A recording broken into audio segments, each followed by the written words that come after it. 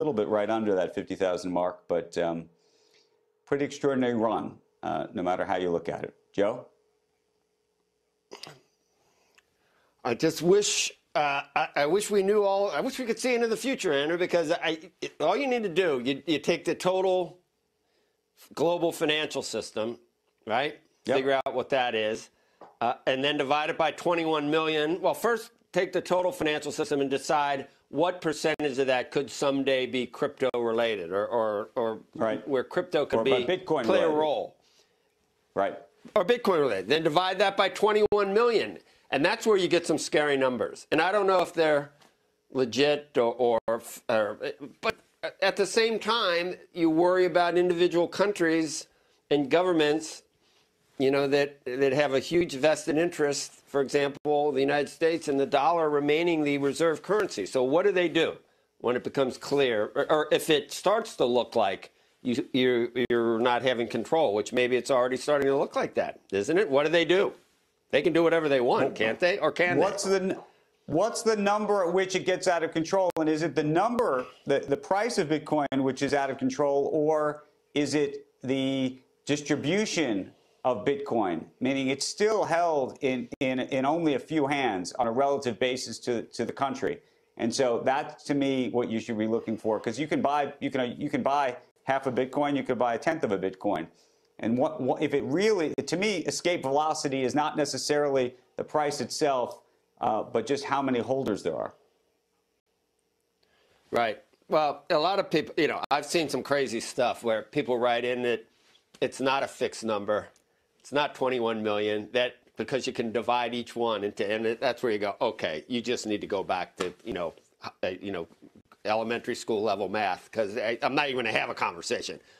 Because there are 21 million, whether you split them up or not, it's 21 million. Right. So I don't know. It's fixed, and if it has inherent value, then you can make a case. What Novogratz say, 100,000. Other people, I think the Winklevi have said a half a million. If you do math like that, I've heard a million. I've heard 200,000. Yeah, million. Right. The other question is, once it gets to those levels, do a lot of people side of it? I mean, you're hearing, are people ever really going to use it, not as a currency, but at some point you say, okay, it's made the run, and then does it just level out at this sort of, at some price or no? Right. It's hard to know. Right.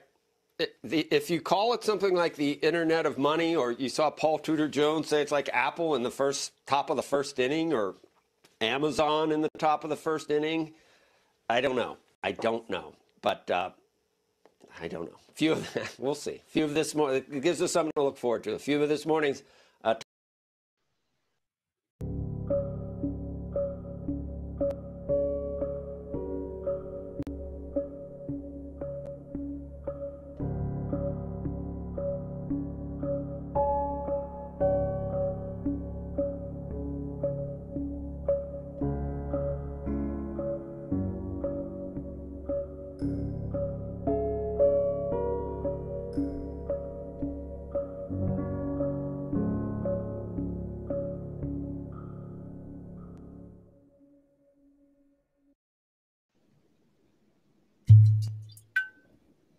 Well, hey there, freaks. It's your boy, Matt Odell, here for another Bitcoin Tuesday. This is Citadel Dispatch Episode 9, the live show that focuses on actionable Bitcoin discussion. I am glad to be joined here by Soft Simon and Wiz, the two lead maintainers of the Mempool.space project. It's a tool that I use all the time, every day. Big supporter of this tool. It comes on the heels of a crazy week where we saw Bitcoin breach 50K. That clip in the beginning that you just heard was CNBC. It was our boy Joe Kernan sounding like a complete orange-pilled Bitcoiner, and Andrew Ross Sorkin, who's been salty about the Bitcoin going up and seems to just be deflated and accepting his fate as a salty no-coiner on mainstream TV as 2021 plays out. So let's jump into this, boys. I'm pretty excited to be here for this one. It's one that we've been looking forward to for a while. I've spoke to Wiz many times in the past, but this is my first public discussion with Simon, so I'm really looking forward to that. And and welcome to all the freaks in the audience. We're looking forward to you guys giving us good questions to riff on as we go through here. I just wanted to say that both Simon and Wiz are in basically the opposite time zone of me. So this is their morning. So good morning to them. Good evening to pretty much everyone else. And let's have a fun rip today, boys. So I mean, let's start with Wiz. Wiz, how's it going over there? Sup, cypherpunks? Should I speak in all caps? Is that the new norm? Yes, we only speak in all caps in this paradigm. I just woke up at 5 a.m. to be on the new Matt Odell show, and it's an honor to be part of the Citadel's dispatch. Thanks for having us on. What's up, Simon? Hey, Matt. Feels great to be on. I'm excited. So my understanding is Simon is the founder of Mempool. He ended up on Wiz's radar, and Wiz was happy to join him. Wiz, do you want to give us some light into how you two met? Yeah, that's a cool story to tell. I guess in the very couple of years ago, when Raspberry Pi 4 came out, a friend of mine by the name of DJ Booth 007 and I were working on this open source thing that we never released called the Bitcoin Television. And it was kind of like a poor man's version of Umbra like 2 years ago, where we had like, a quote unquote app store and everything. And one of the apps that we wanted to have on there was Mempool Space. But this was 2 years ago, and Mempool Space was just this simple little website that Simon had made, and it wasn't open source or anything. So I hit him up on Twitter. I was like, hey, Simon, like, can we make this into an open source project and collaborate on it?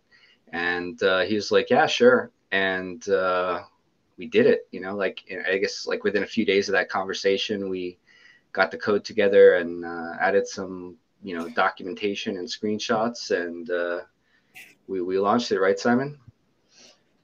Yeah, I remember you forced me to release it open source. So I had to spend a few days to clean up the code before I dared to release it on GitHub. Was this your first open source project, Simon?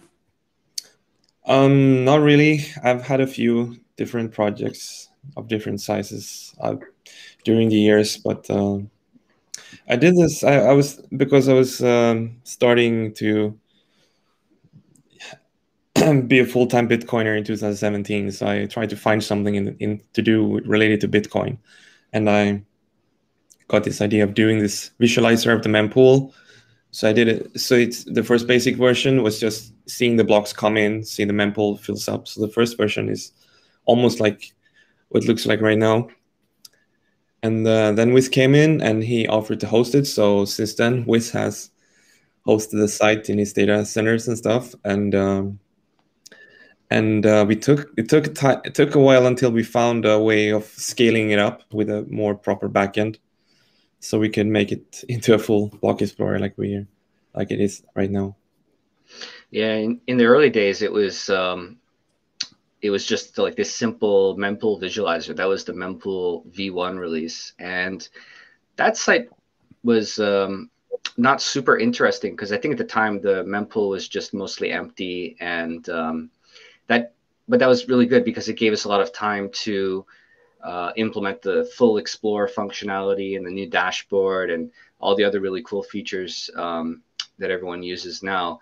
And so I would say over the course of at least a year, right, Simon, we worked on just building out the Explorer, and at some point we launched the V2 site, right, which is what users are. I guess we're on version 2.1 now.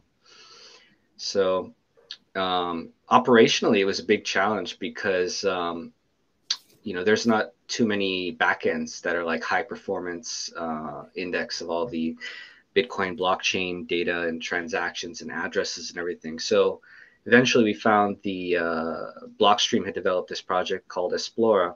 So we took the backend from that, which was their fork of Electris, which is the re-implementation of Electrum server in Rust, but with a new REST API. And in the beginning, it was a big challenge to even get that backend up and running because it's such a beast to run. And you know, I just spent way too many sats on powerful servers with tons of RAM and non-volatile memory modules. And eventually, we got this really fast Electris backend up and running, and that was the Mempool v2 site. So yeah, that's how it started. Yeah, so to the freaks who are joining us through the live stream, they can do that through Twitch, Twitter, or YouTube. We support all of the Evil Empire services for broadcasting. A freak was asking what the Twitch name is. That is twitch.tv/Citadel Dispatch. But I appreciate if you guys use that over YouTube, if you're so willing, because YouTube tends to be a little bit draconian with my music choices at the end, but you know, that is my own fault. Copyright is a thing. If you are watching the live stream, I have mempool.space right now on the screen share. That is the main dashboard. You guys have been doing a lot of work on that dashboard to try and provide a compelling like one-stop shop, right, for a user that might be in need of a blockchain explorer. And I think it's very interesting because you guys took, I guess, like, I don't even want to say the name, but since the beginning block explorers, pretty much every block explorer used the same exact derivative interface of those block explorers, heavy in text. You know, you're greeted with a big search bar in the beginning, and you put in your address details or your transaction ID, and it gives you more information. You guys went with a more visual approach. It's completely different than any other block explorer, right? Yeah. Yeah, Simon loves visual things. Yeah, but the design you see, except for the big dashboard that we improved over the past few years, but with the blocks and everything, that was the main idea I just had from the very start. It's how I felt it was the absolute natural way of displaying the blockchain in the mempool. Because if you go to a regular blockchain block explorer website, you only see like a list, and people don't really understand how the blockchain looks like. So that's why I like to see it as blocks, and you actually see them come in, and people actually start learning and noticing like, oh, the blocks don't come in every 10 minutes and stuff. So you get a lot of random questions like that, like, oh, there could be an hour between a block, and people start noticing how the blockchain and the Bitcoin blockchain actually works, and the mempool actually works. Yeah, Simon, there hasn't been any blocks mined for over 20 minutes now, Simon. Hurry up and mine a block. Yeah. But yeah, that's a really good point. The really innovative thing that Simon invented was this concept of visualizing the mempool as projected blocks, so you can see what will most likely be in the next mined block. And this was a big change from all other block explorers, because up until that point, no one had focused on the mempool, and more importantly, they only looked at the past. Like a block explorer only shows typically mined transactions, and they with very little emphasis on the mempool, simply because the mempool was not relevant until very recently, like within a few years ago. And so all of these blockchains are kind of stuck in the past. But nowadays, as Bitcoin's transitioning into this, fee market, multi-layer ecosystem, you care a lot more about right now. And once a transaction is mined, okay, great, it's done now. We don't really care about it anymore. But when your transaction is stuck in the mempool, or if you're about to make a transaction, you need to know what's going on with the mempool, how much fee rate you should use. And then once you broadcast that transaction, you want to track it as it kind of sits in the mempool. Or if your transaction is stuck, maybe you want to bump up the fee using RBF or CPFP or other methods. And this is the tool for that, right? Yeah, so I mean, let's unpack that a little bit. I mean, you guys have, I think, the best block explorer. I basically use a combination of your block explorer. In terms of public block explorers, I use your block explorer and blockstream.info's. Basically, those hit everything I need. We're going to go further into self-hosting and whatnot. But before we get there, I mean, based off of what Wiz said, I think I want to use, one of the key aspects of Citadel Dispatch is I try and focus on actionable discussion. I think there's a lot of fluff in the Bitcoin space that results in, people just talking philosophically about Bitcoin. I love number go up as much as the next guy.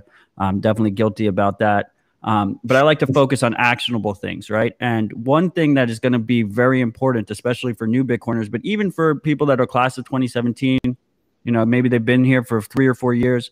They haven't really, let's be honest. There's only like really one period in history where anyone has seen real fee pressure.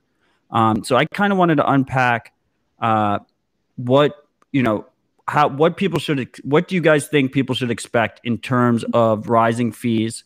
Are we going to see rising fees this year? What should users do in terms of when they choose their fee? Like how should they choose their fee? Do they overcompensate? Do they go under and do they use RBF? Like let's dive into this a little bit. Yeah, it's a tough question, and it's hard to really know what's going to happen. But we're already seeing this year. Usually, when there's a lot of price action, usually the fee starts to go up for a while.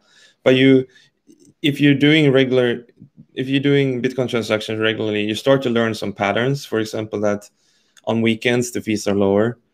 And what we try to do in Mempool space, what I try to do is teach people the proper way of using Bitcoin. For example, when you when you look up your transaction and track it, you get some flags showing red or green. Green means good. So it will show green if you're using a SegWit transaction. It will be yellow if it's just a SegWit compatible transaction. So, and there's also a replace by fee flag. So it will be red if you're not using replace by fee. So it will try to encourage people to make everything green by upgrading to a wallet that's using full SegWit that has support for replace by fee. Then your fees will get cut in half, and you will be able to bump your fee for free, basically, incrementally until you reach a fee that's that will push you further into the priority queue. So there's still a lot to unpack there. I'm trying to so let's talk about Mempools. Maybe that's the way to attack it. We hear people say the Mempool. I checked Mempool space to check the Mempool. If you see the tweet I sent out and the title of YouTube, I successfully avoided that mishap that a lot of people do. There are really many Mempools. Everyone has their own Mempool. What is a Mempool? Why is that relevant? And how does that impact what fee the user should choose? Well, when you make a Bitcoin transaction, it is broadcasted to the peer-to-peer network of Bitcoin nodes all around the world. So your transaction is propagated and stored in everyone's mempool. And everyone can have a slight different mempool, and they can have different size limit of how big their mempool are. And the basic default limit is like 300 megabytes. So, and some nodes have higher ceiling. Mempool space, for example, have much higher ceilings, so we can show all the mempools so that people can actually find their transaction. But yeah, basically mempool is where the transactions are waiting before they are confirmed. And the miners are just picking from the mempool when they are constructing new blocks, and they are taking the transaction with the highest fees in general. So if you want to be confirmed faster, you need to put a high fee. And if you put a fee that's too low, you're just going to be far behind in the queue, and you can be stuck there for days, weeks, months until you raise the fee or until the backlog is cleared. So that's how the mempool works. It's probably also a good idea just to kind of touch on the topic of why there are transaction fees in the first place, and why the transaction fees are getting more expensive over time, right? This is a relatively old concept, but only became relevant recently. Basically, in the old days, Like 10 years ago, if you were making a Bitcoin transaction, you could do a 0-fee Bitcoin transaction. But this was not good because someone could spam the peer-to-peer network with garbage transactions. So they added a minimum fee, which was just a hard-coded, I think it was like 0.001 Bitcoin per transaction or something. And then they changed to fees per byte. And then when SegWit came along, they changed to sats per V byte. And all of this was in preparation for the eventuality that the demand for space in the Bitcoin blockchain will exceed the supply or the maximum capacity of space in the Bitcoin blockchain. And this never really happened until, I guess, 2017, 2018. And this is also what kind of sparked the whole, the so-called big block size debate, small block size debate. And it turned out that a malicious miner was spamming the Bitcoin network with high fee transactions because they wanted to artificially inflate the fees of all transactions because they would get most of those transaction fees. And also because they were kind of shilling this narrative of we need to increase the block size in an attempt to basically take over Bitcoin. And this, you kind of have to go into the whole New York agreement and, SegWit 2x and there's a bunch of history as well as like the BIP 148 and the UASF movement where the Bitcoin users essentially rejected that bullshit narrative and activated SegWit on their own. And this caused the malicious mining pool that had all this covert ASIC boost hash power to have to fork off their own coin, which is now known as Bcash or Btrash.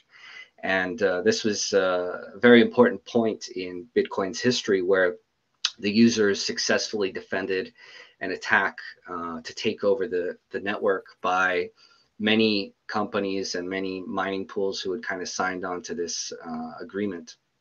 And so that was the first time the mempool really got full. And it was kind of good in a way that Bitcoin defended the attack, but more so when you're talking about the mempool, this is what sparked Simon to first create the mempool space website back in 2018 or whenever it was. And it gave us a few years to kind of develop and build out the site for the eventuality of when the Bitcoin network naturally did, have its demand for space exceed the supply. And so now, as of about 2 or 3 months ago, basically when the bull market started to get into full swing, now we're seeing, for example, the mempool has not cleared out since last year. What was that? December. Was it the December? mempool hasn't cleared since last year? Yeah, it's been 2 or 3 months now. That was, people might know HODLNOT's prediction of we won't fall under 10K again, that he made over and over again. I may or may not have made the mempool prediction over and over again, but I did make it for my New Year's resolution. I said, or New Year's prediction, I said that the mempool will not clear this year. And it has not cleared yet. It has sometimes hit 1 sat per byte. It's cleared 1 sat per byte transactions, but not cleared all of them. It's hit some of them. And that's usually during weekends, as we said earlier, when transaction, a few times, when transactions, or there's less transactions, there's less people using Bitcoin on the weekends. So more, lower fee transactions clear. Just to unpack what we just said, just to make it super clear, the reason transaction fees exist in the first place, why does Bitcoin have transaction fees? Is because it's a distributed ledger. Every single node runner is holding this ledger. They're holding the data. They are also transferring the data between each other. That's heavy bandwidth requirements. And if we don't have a cost on the transactions, what happens is every transaction always has a cost regardless. You have these shitcoins that say we have free transactions, we have free transactions. What that means is the transactor isn't paying the fee. Instead, the node operators are paying, and the node operators are paying in operation cost. They're paying in in bandwidth costs, they're paying in storage cost, and they're paying in the potential of losing accessibility. Just the fact that you can't run a node through Tor, you have to run it through AWS or one of these centralized cloud providers. So the fact that Bitcoin has transaction fees that are paid by the user are absolutely important to keeping the system distributed in the first place. That is the key thing. It's a cost to spam that is not held by, that is not controlled by some centralized third party somewhere. If you try and spam the YouTube comments right now, YouTube will block you, right? But then you have to rely on Google to be altruistic, and they're not. They're fucking evil. So the result for a distributed system is you need to have these fees, right? Yeah, in a crypto anarchy environment, you need to financially incentivize what you want people to do and financially disincentivize what you want people to not do. And so the way this works in Bitcoin, and the way miners will also be compensated instead of inflating the supply of Bitcoin once it hits the limit of 21 million Bitcoin, is that we're transitioning from miners just being compensated from the block subsidy reward, which is 6.25 Bitcoin per block right now, to individual transactions completely compensating the miners. And so, okay, Matt's got it on the screen now. This is the 3-month mempool space graph. And you guys can view this on our website. But yeah, the mempool hasn't cleared in the past, looks like about 2.5 months now. And this is very good. This is very healthy for Bitcoin, because there is so much demand that now the users are willing to compensate the miners directly. This fee market is starting to develop. And, some users aren't so happy about this, right? Because up until a few months ago, you could always pretty much just create a 1 sat per byte transaction and just wait. And this is created like a false, meme. And you can't do that anymore, right? Like now, if you make a 1 sat transaction, it'll get rejected or purged from the mempool. I think the minimum is a few sats now, right? So, and you guys added that to the front page of Mempool. Yeah, that was an important feature we added to kind of visualize that, and more importantly, educate users that the fee market is changing. The fee market is developing now, so you have to pay the current market rates if you want your transaction fee, if you want your transaction to get mined into a block. And if you don't, it'll get stuck in the mempool. And users screw up their transaction all the time, and they're worried. Oh my God, did I lose my funds? What's happening? How do I fix my wallet? Because not all wallet apps, a lot of wallets don't support rebroadcasting transactions or bumping the fee of transactions. Kind of just they were kind of developed in a time where your transaction would always get confirmed, and that's no longer the case. Now your transaction might not get confirmed if you didn't use a high enough fee. It might get purged from the mempool. I mean, this is only like the second or third time, right, where we're like really in a situation where that's the case, right? Exactly. But as more and more people use Bitcoin transactions, there's more and more demand for the space in the Bitcoin blockchain. And, we have some really great developers working on, things like Segwit and Taproot and Lightning and the upper layers of this Bitcoin stack that's developing. So it all kind of optimizes the usage of the space in the Bitcoin blockchain, right? Each transaction is using less space, or you can make many transactions in a single transaction now using various technologies.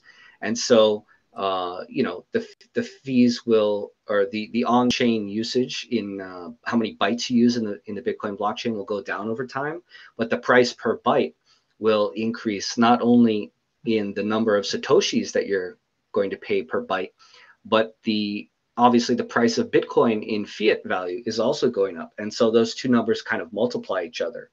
About a few years ago, you could do a Bitcoin transaction for 5 cents.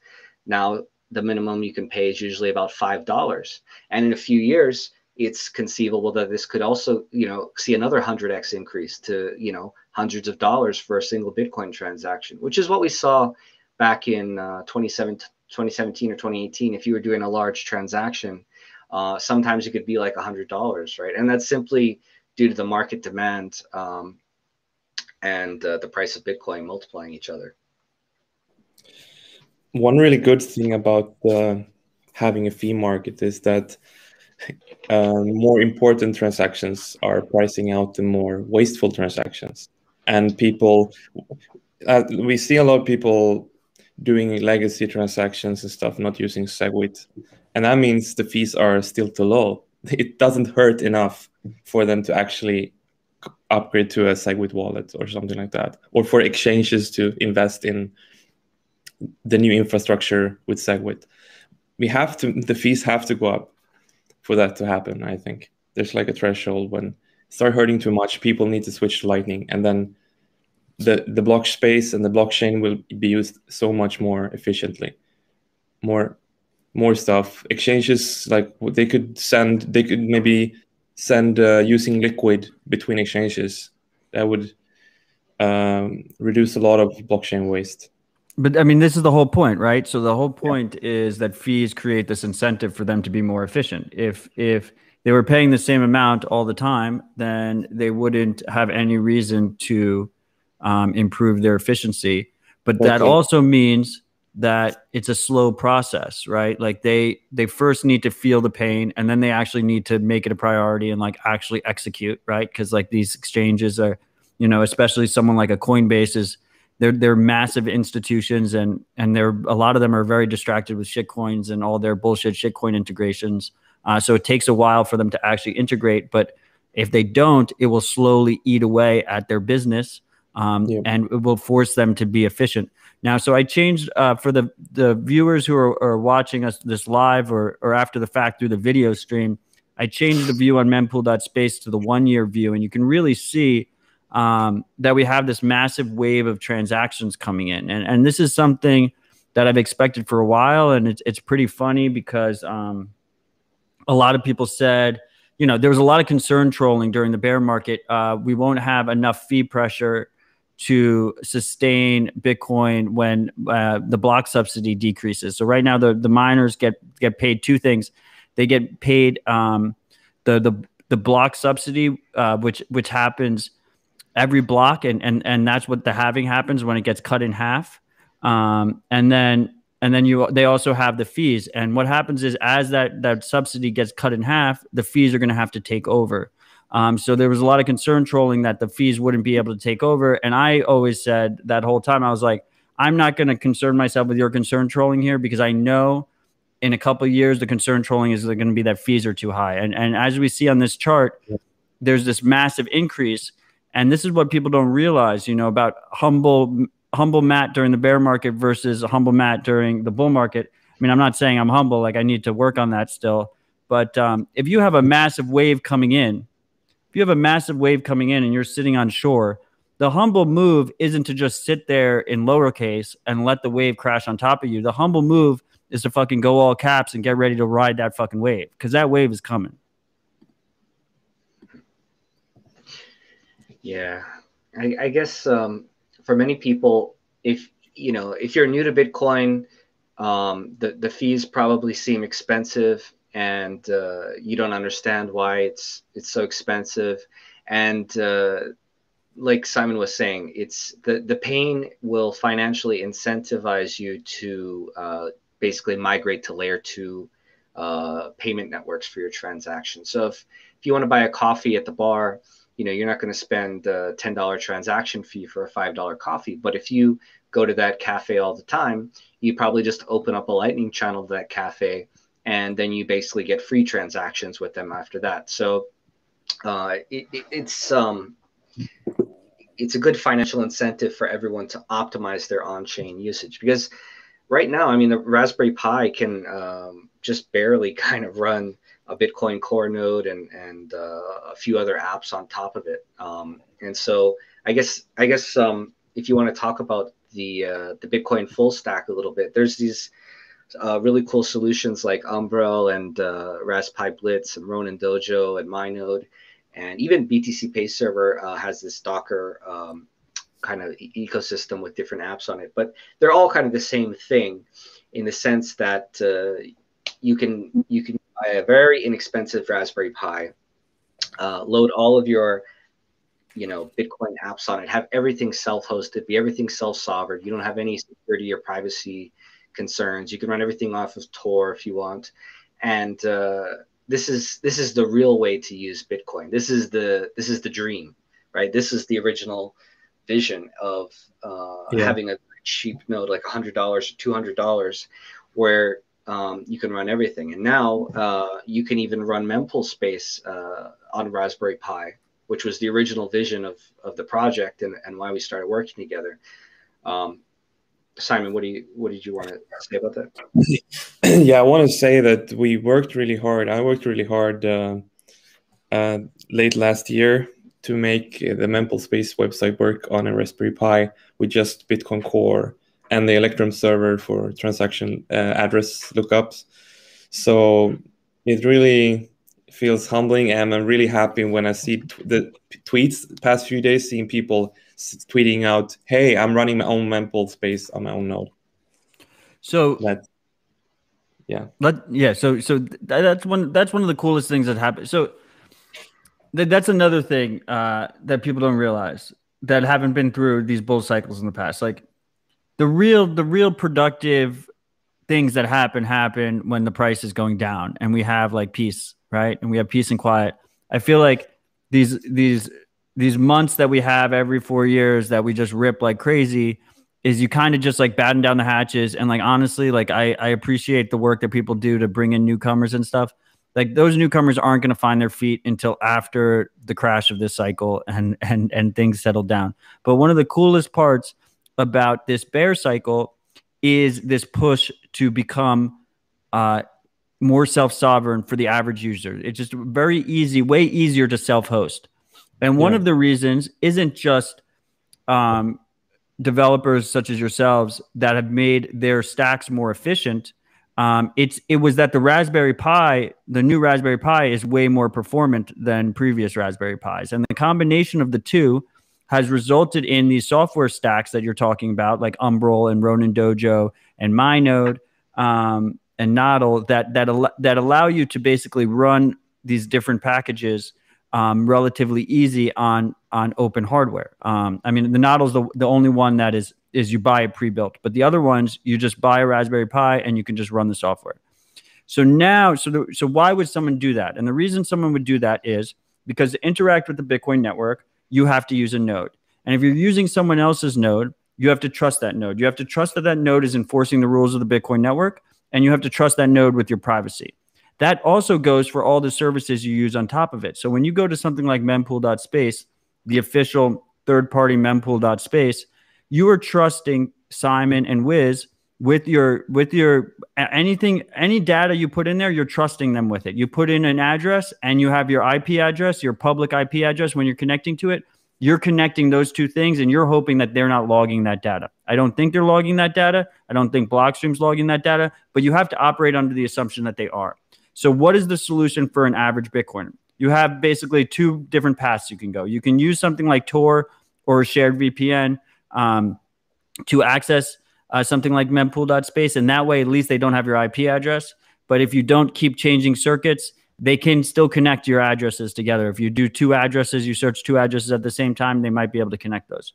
The more clean solution is to run a local copy of Mempool. And that's one of the coolest parts about your project is that you do have it open and you have just recently added it to Umbrel. So now someone who's running an Umbrel node can simply go into this Umbrel app store, which is different than any other app store that people might be familiar with, in that it's all open source software, that Umbrel is not a permissioned gatekeeper in the way they handle it.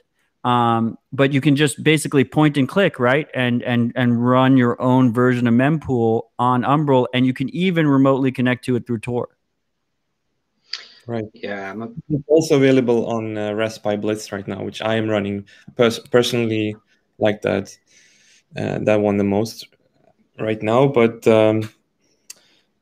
yeah, it's I think it's starting to get that simple. You just buy the hardware, you just boot up Umbrel and you're good to go. You just click install and you're there. You can connect your wallet to it. Maybe Electrum, for example, is very easy.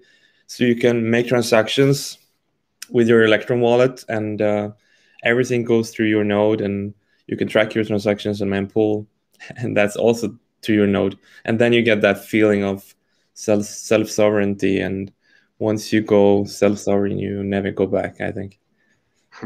Yeah, I'm a huge fan of the Umbrel project. I mean, they the other Raspberry Pi distributions are also great, but for a real non-technical person who wants to get started with self-hosting, it's literally one click to install Mempool. I mean, it doesn't get easier than that. And when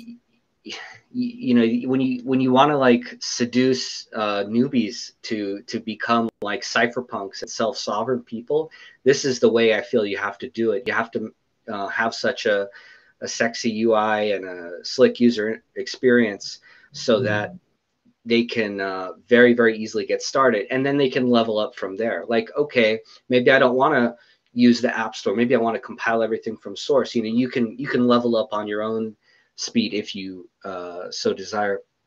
But yeah, all the apps on there are great, and that was the original like meme of Bitcoin, right? It has like, Bitcoin, be your own bank. Well, now if you install BTC Pay, you can be your own payment processor. If you install Mempool, you can have your own block explorer or your Mempool visualizer. If you install, Bisq isn't an app for Raspberry Pis yet, but once we get that working, then you'll be your own Bitcoin exchange, right? So all of these apps kind of build on top of the Bitcoin full stack, where you have Bitcoin Core or Lightning Node as the lower layers, and these apps, the higher layers. And it's really beautiful when everything, because that was another original meme with Bitcoin. They said, not your keys, not your Bitcoin. But it's not enough, for security concerns, having your own Bitcoin on your own keys is great. But for privacy concerns, you also want to use your own full node. So if it's like not your hardware, not your XPub privacy, I don't have a cool meme for that, but the idea is the same. Is you not only want everything to be on your own keys, but also on your own hardware. And so all of these open source projects, they're really geeky and hard to run, but not anymore. Now you can one click install all these apps, and that's really, really bullish for self-sovereignty with regular Bitcoiners. Yeah, so I mean, I brought a little bit of shame on my family, Simon, for not mentioning Raspberry Blitz. Raspberry Blitz is probably the most featureful version of all of these packages. It is for more advanced users, but I think it's easier than people think it is. But I would agree with Wiz that Umbrel is extremely promising. I try not to pick favorites because I love that we have all these different teams working on these competing platforms.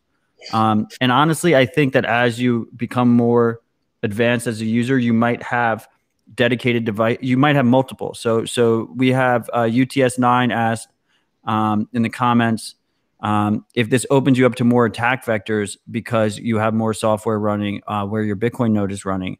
And I mean, I think that's a perfect example where as you become more advanced, if you have situations where you do have a hot wallet, which a normal on-chain Bitcoin user should never have a hot wallet really on their, they should never have their wallet on the same node as in the same machine as Bitcoin Core, because then it's hot.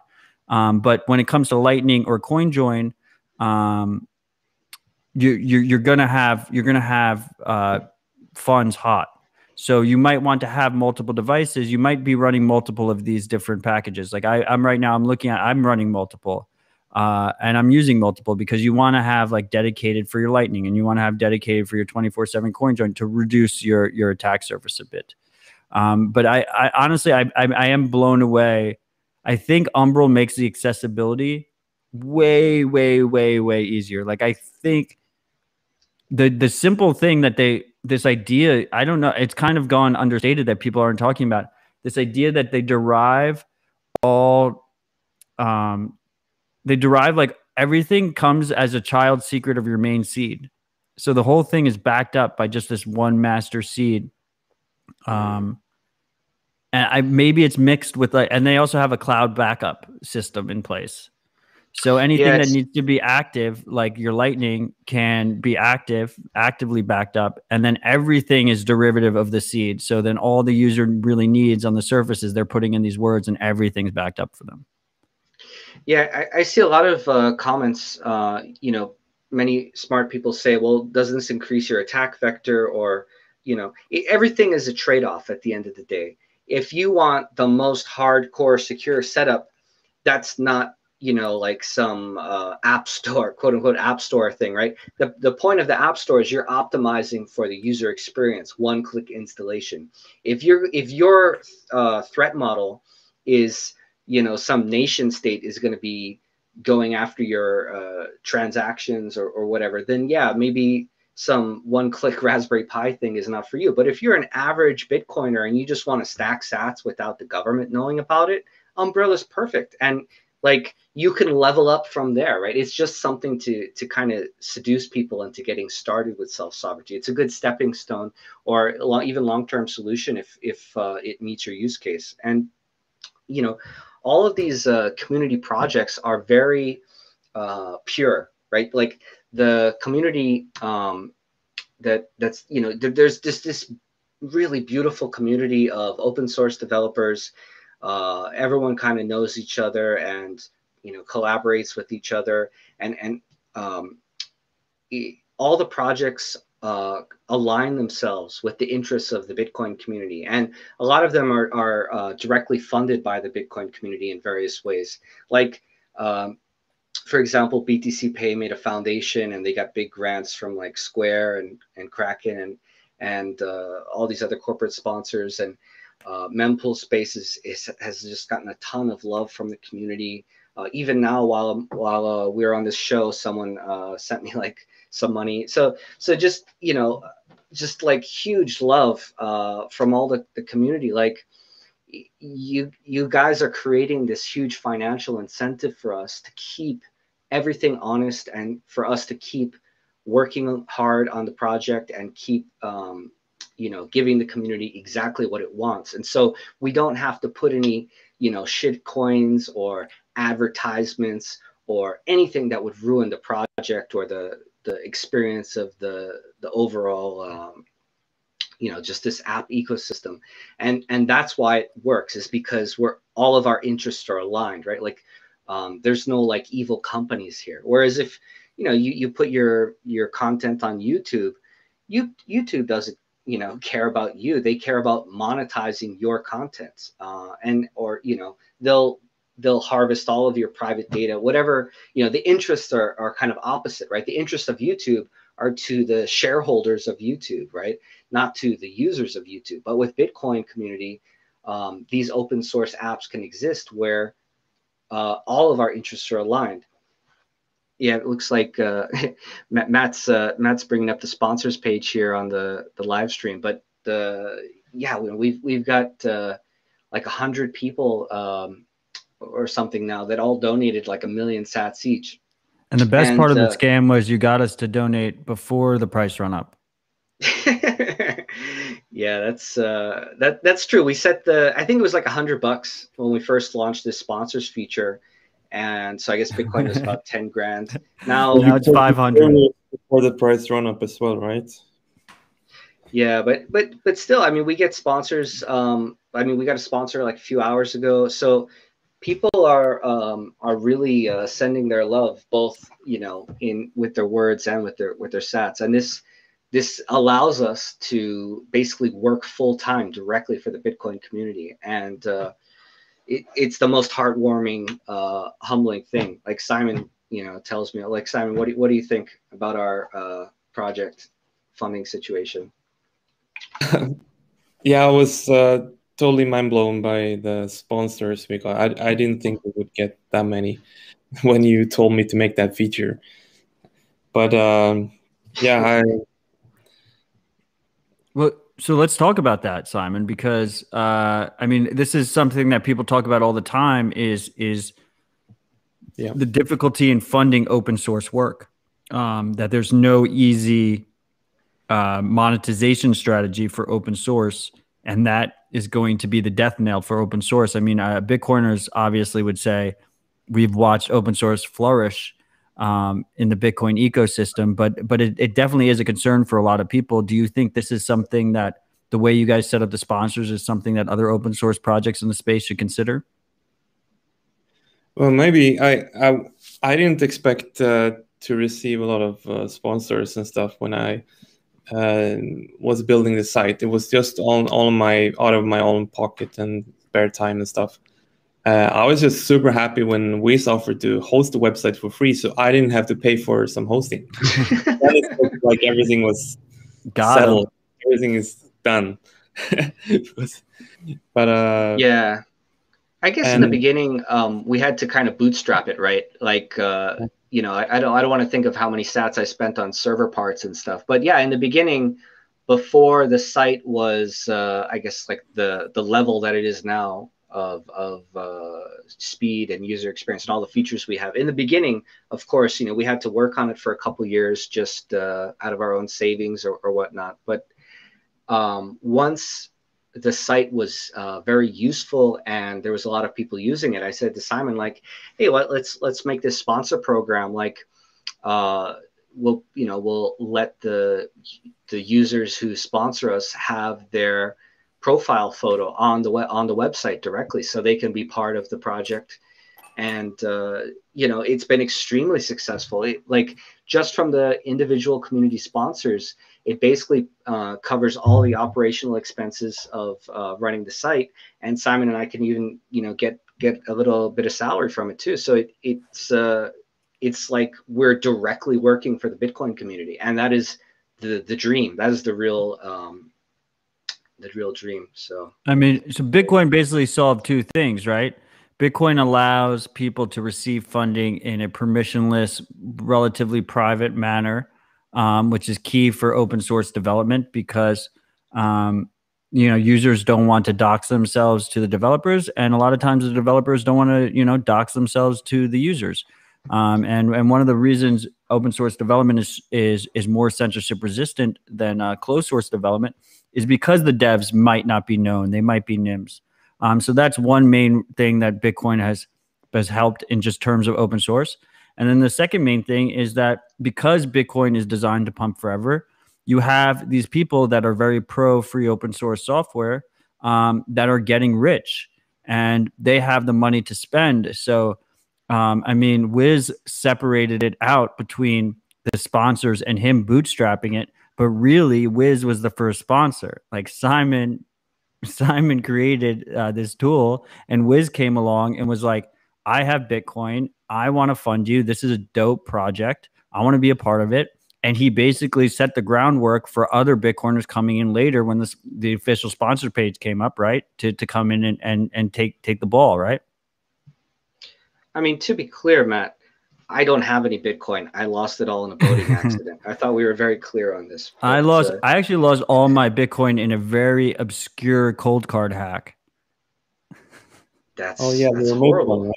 Yeah, I thought cold card was very secure though. How did you get hacked?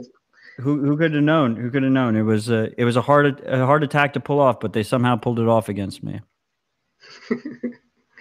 Yeah. So but that's true, right? Like 6102 is saying in the comments right now, to get, you know, paid or compensated for open source work, and this is something that's really true with the Bisq project too, is that you never get paid before the work is completely done and shipped and users are using it, right? Otherwise, the incentive structure kind of falls apart. If you know, if I'm going to hire someone and pay them a full-time salary, there's no incentive for them to ship a high-quality project because they're just going to get their paycheck no matter what. And if you prepay something, you know, like, you know, they're just going to ship whatever. But if you build something and you just passionately work on it and make it great and everyone loves it, and then the community voluntarily on their own compensates you, I guess they're not really paying for the work you've already done, but they're kind of paying you for the next version, right? They're kind of like saying, we like this and we want you to keep working on it. We want you to keep operating it. and that's how that's how you get funded for an open source. So right? I mean, I guess. So I had the two facets that Bitcoin has changed open source funding, right? But really, it's three facets, right? So you have the fact that it's easier to fund developers. You have the fact that Bitcoiners are getting rich, and then you have the third fact that a lot of those Bitcoiners are developers, right? So if they are holding Bitcoin, they're seeing their value increase. They're mission driven by, they're ideologically driven by the Bitcoin project, and they want to improve it. So you basically have these threefold things, right? I mean, Simon wasn't. I mean, I know Simon has no Bitcoin now, but when Simon first started working on the project, he was working on the project because not only did he own Bitcoin, but he wanted to see it succeed, and he believed in the mission, right? So it's in a lot of, like, there's so many ways that people really underestimate how Bitcoin improves the free open source landscape. And you see a lot of VCs and stuff, they go down this rabbit hole where, oh, like blockchain solves open source funding because like any dev can make some shit token. But really the hard shit was the real substantive shit was solved by Bitcoin existing in the first place. That's a good point. Yeah. I guess yeah. Some people consider it. Yeah. I mean, we're also kind of taking fiat donations now, like the GitHub sponsors program. We just signed up for that a few days ago, and I think we're starting to get some fiat donations on there. But yeah, like 99% of the funds that we receive from the community are, of course, in Bitcoin. And it was so easy for Simon and I to just make like a multi-sig wallet together. Like, yeah, let's hook it to a BTC Pay backend. Let's integrate it into the site. And you're instantly set up. So it's very easy to get started. And if you really work hard for the Bitcoin community, like Bisq is a great example. They compensate you in their own form of equity, which is kind of like a colored Bitcoin called BSQ, and it's not like a shitcoin or anything. It's just this token that's used internally between the developers. But basically, I contributed to Bisq for the past, I guess, almost 2 years now. And that compensation that I've got from Bisq was far greater than what I would have earned, working like a full-time job at Google or something, just from the the shitcoin. No, I mean it's mostly from Bitcoin going up, right? I mean the price of the BSQ in Sats has been relativly stable. This is why I love this show, because I have my friends on, so I can rib you. Why isn't the Bisq token a shitcoin? Well, Bisq is not a company, right? It's kind of like okay, take the shares of Kraken, for example, right? Kraken is a company. They have venture capital investments, and all those investors hold shares in Kraken. Well, Bisq is not a company. And so for the founders and developers and contributors to Bisq, the way they have equity is they just use colored Bitcoin. So are shares in a company a shitcoin? Well, it's more like a security or something, right? But it's just because it's on a blockchain, just because we call it a token or something, doesn't, like a shitcoin is a good example of shitcoin is like Ripple, right? They just print these tokens with a huge pre-mine and then use marketing and bots, to trade on the exchange and kind of make all this fake volume and pump the price and whatnot and just dump it on newbies for literally nothing, right? And then everyone loses their money. That's a shitcoin scam. Before we continue, I just want to, there's no sponsors of the show, so I just want to just play a quick clip from the Bisq community. There are many places to buy Bitcoin. They collect your personal information and jeopardize your privacy. KYC is the illicit activity. Bisq is open source. It does not collect user data. You keep your private keys, create or take offers to trade peer-to-peer, and keep your Bitcoin private and secure.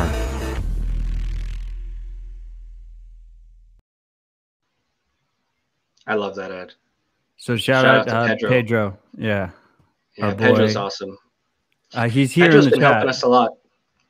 Pedro's been like helping us with some design work for Mempool, and he's also the designer for Bisq. He made the logo of the T-shirt that I'm wearing right now, and he's also helping me with my book cover design for the Bitcoin Standard Japanese version. And basically, he's just designing all the Bitcoin projects, and he's even sponsored Mempool twice. It's kind of funny if you look on our sponsor page. He loves Mempool so much. He sponsored us twice. So just huge love to Pedro, man. No, yeah, I'm big fan. He's a good friend. I consider him a good friend, and I just want to say, like, it's very unique in the open source space to have such a boss fucking video for an open source project. That is really rare. So I play that whenever I get the chance. I get a little drunk on Twitter, and it just goes up. It's just like automatic.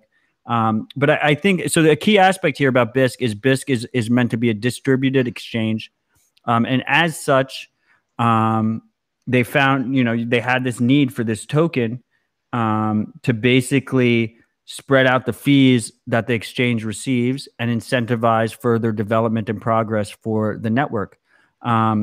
So it really depends on what your definition of a shitcoin is. If your definition of a shitcoin is that it's going to trend to zero in terms of Bitcoin long term, then the Chrysler Building is a shitcoin, and Bisq token is also a shitcoin. You're probably better off holding Bitcoin than the Bisq token. You're probably better off holding Bitcoin than the Chrysler Building.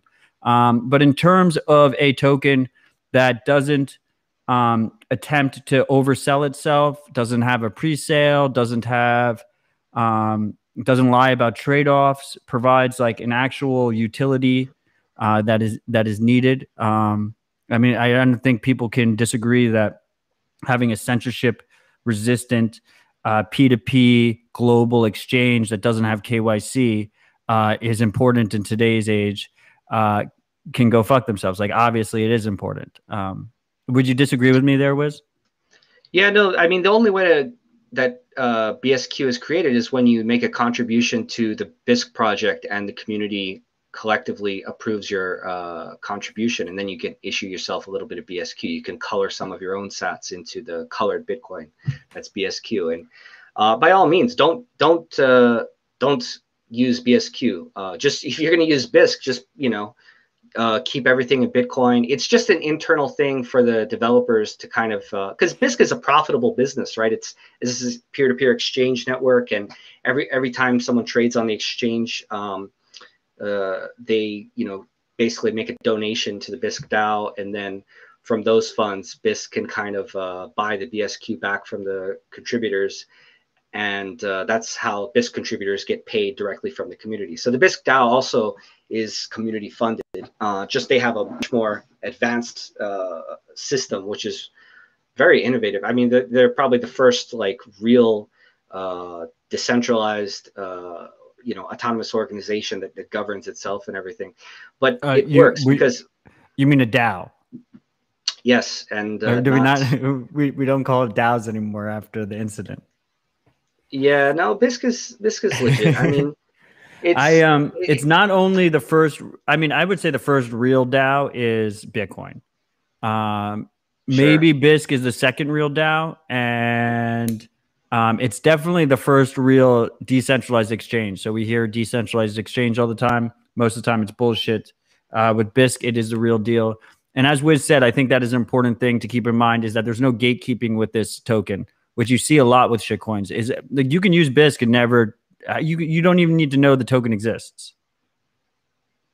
Right. I mean, if you want to stack sats without the IRS knowing about it, Bisq is perfect. And as you pointed out on Twitter the other day, or actually I think someone tweeted at the Bisq account, they said the price is a little bit higher on Bisq because all the other exchanges are giving you a discount for your personal data and your KYC and your transaction information, and because they're going to snitch on you to the government, right? And so the actual price of Bitcoin is a little bit higher. There's like a couple of % premium on Bisq because there's no KYC, and only your trading partner would know your details or whatever. So this is, Wiz said the new Matt Odell show. This is also the new 6102 show. Part of the reason this format exists is because he's able to contribute live via text and not dox his voice. The only time he ever doxed his voice was on the Stefan Livera podcast. So if you want to go listen to his voice, go check out 6102 on Stefan Livera. But he's saying right now that BSQ is basically a donation multi-sig with flexible membership. And if anyone knows 6102, like if 6102 is defending your shitcoin, then it probably isn't a shitcoin. Yeah, just to kind of explain how the projects are connected, which by the way, isn't 6102 your pseudonym? Or sorry, I didn't mean to dox you there, but I don't have any Bitcoin and I have no NIMS. Okay, right, me too. And so Mempool is the official explorer of Bisq, and that was one of the first really cool collaborations that we did, where Bisq didn't have a really nice tool to view all the trades and everything, and so that was the first, I guess, layer 2 network, if you want to call it Bisq. We added so now you can view all the Bisq trades and transactions on our Mempool Space Explorer, and so that was the first real community funding where one open source project funded another open source project, right? The Mempool project got some compensation from the Bisq DAO, which I just thought was the most, beautiful, pure Bitcoin, thing ever. And so now we're getting sponsored just directly by the community, which is even cooler, right? Are you gonna? I guess if you don't have any sponsors for this show, Matt, are you going to be taking like individual, I guess, Patreon or some kind of sponsor program? Patreon? Are you fucking kidding me? I don't know what I'm doing yet. I'm enjoying that I can just do copyright infringement and shit and just have flexibility. So I don't even know, users can listeners can contribute if they enjoy Dispatch. I appreciate any sats that you throw my way. I will hodl onto those sats. They will go to my grandkids. And you can hit that on stacksips.com. I have my links over there. And Citadel Dispatch also has the links, citadeldispatch.com. But I'm just trying, let's be honest, right? Like, why are we here? We're here to make fuck you money the standard. And what's the point of fuck you money if you don't have a show where you can't just say whatever the fuck you want to say? Yeah, no, this is definitely the most pure Bitcoin podcast with no sponsors. It really feels like a Citadel Dispatch. It's kind of like, do you remember when Netflix used to mail DVDs through the mail, and now it's actually on the internet? Now it's like, this show is Citadel Dispatch, but in the future it will literally be a dispatch from a real Bitcoin Citadel. I can feel the energy here from this show. Yeah, I'm gonna need you and like Keto to like help me with the networking and whatnot, and we'll just broadcast all the Citadels globally. Dude, we'll do like a pirate radio show. We'll just broadcast over the airwaves. So right now for the viewers, I have Mempool's Bisq integration is up on the screen share. Yeah, so this is the first iteration. Simon could probably talk about more what we're working on for the Bisq dashboard, but as a start, you could just see all the trades and kind of like the governance transactions of the DAO. So if you click on the filter, you can go to like voting or different things. That's how they make decisions. But this is the first really cool integration we did. Simon, do you want to talk about this? Yeah, I think you said everything there. Bisq had an old website for their explorers, so we basically made a new one and integrated to Mempool. And because the goal of the Mempool project is to make have an explorer for the whole upper layer of the Bitcoin ecosystems. We want to support everything, all the upper networks. Like we support Bisq, Liquid, Testnet, and we hopefully can add Lightning and some other one in the future. Yeah, I'm also a big fan of Liquid, and actually I'm a member of the Liquid Federation. And on the wait, board. Let's talk about that, Wiz, because the Liquid Federation is it's like all corporations. It's like global corporations, and then it's just like Wiz. Like there's just we have like all these global Bitcoin focused corporations, and then Wiz is one of the federated members. So Yeah, it's kind of, how the fuck does that happen? yeah, I guess it's kind of a joke. In the board meetings, they're like, "So what company are you with again?" You know, but I'd like to think that I you know, am just an individual Bitcoiner, you know, participating in this federation. I really feel there aren't enough cypherpunks in this. I mean, it's like, okay, so first of all, it's a layer 2 network, right? If fees, if you want to do small transactions, if you want to do lots of transactions, if you want to do confidential transactions, even they have a little bit of base layer privacy in the Element sidechain project, which Liquid is a specific instance of. It's a great layer 2 network that has a real blockchain, right? Because if you want to do Lightning for coffee, it's great. But if you want to do Lightning for large amounts of funds, you need like something like Liquid where it's on an actual blockchain and you don't have to worry about routing issues or capacity issues. And of course, the trade-off for all that is the security model, which is kind of like this very complicated 11 of 15 multisig, where it's kind of like this, it's a federation, right? It's this collective custodial model where the federation collectively, you can peg in Bitcoin into the Liquid network, do your transactions, and then when you're done, peg out back into Bitcoin base layer blockchain. Well, I mean, the idea, right? The idea is that you have this, there's this trade-off balance, right? Where you have censorship resistance, distribution, you know, decentralization versus transaction cost.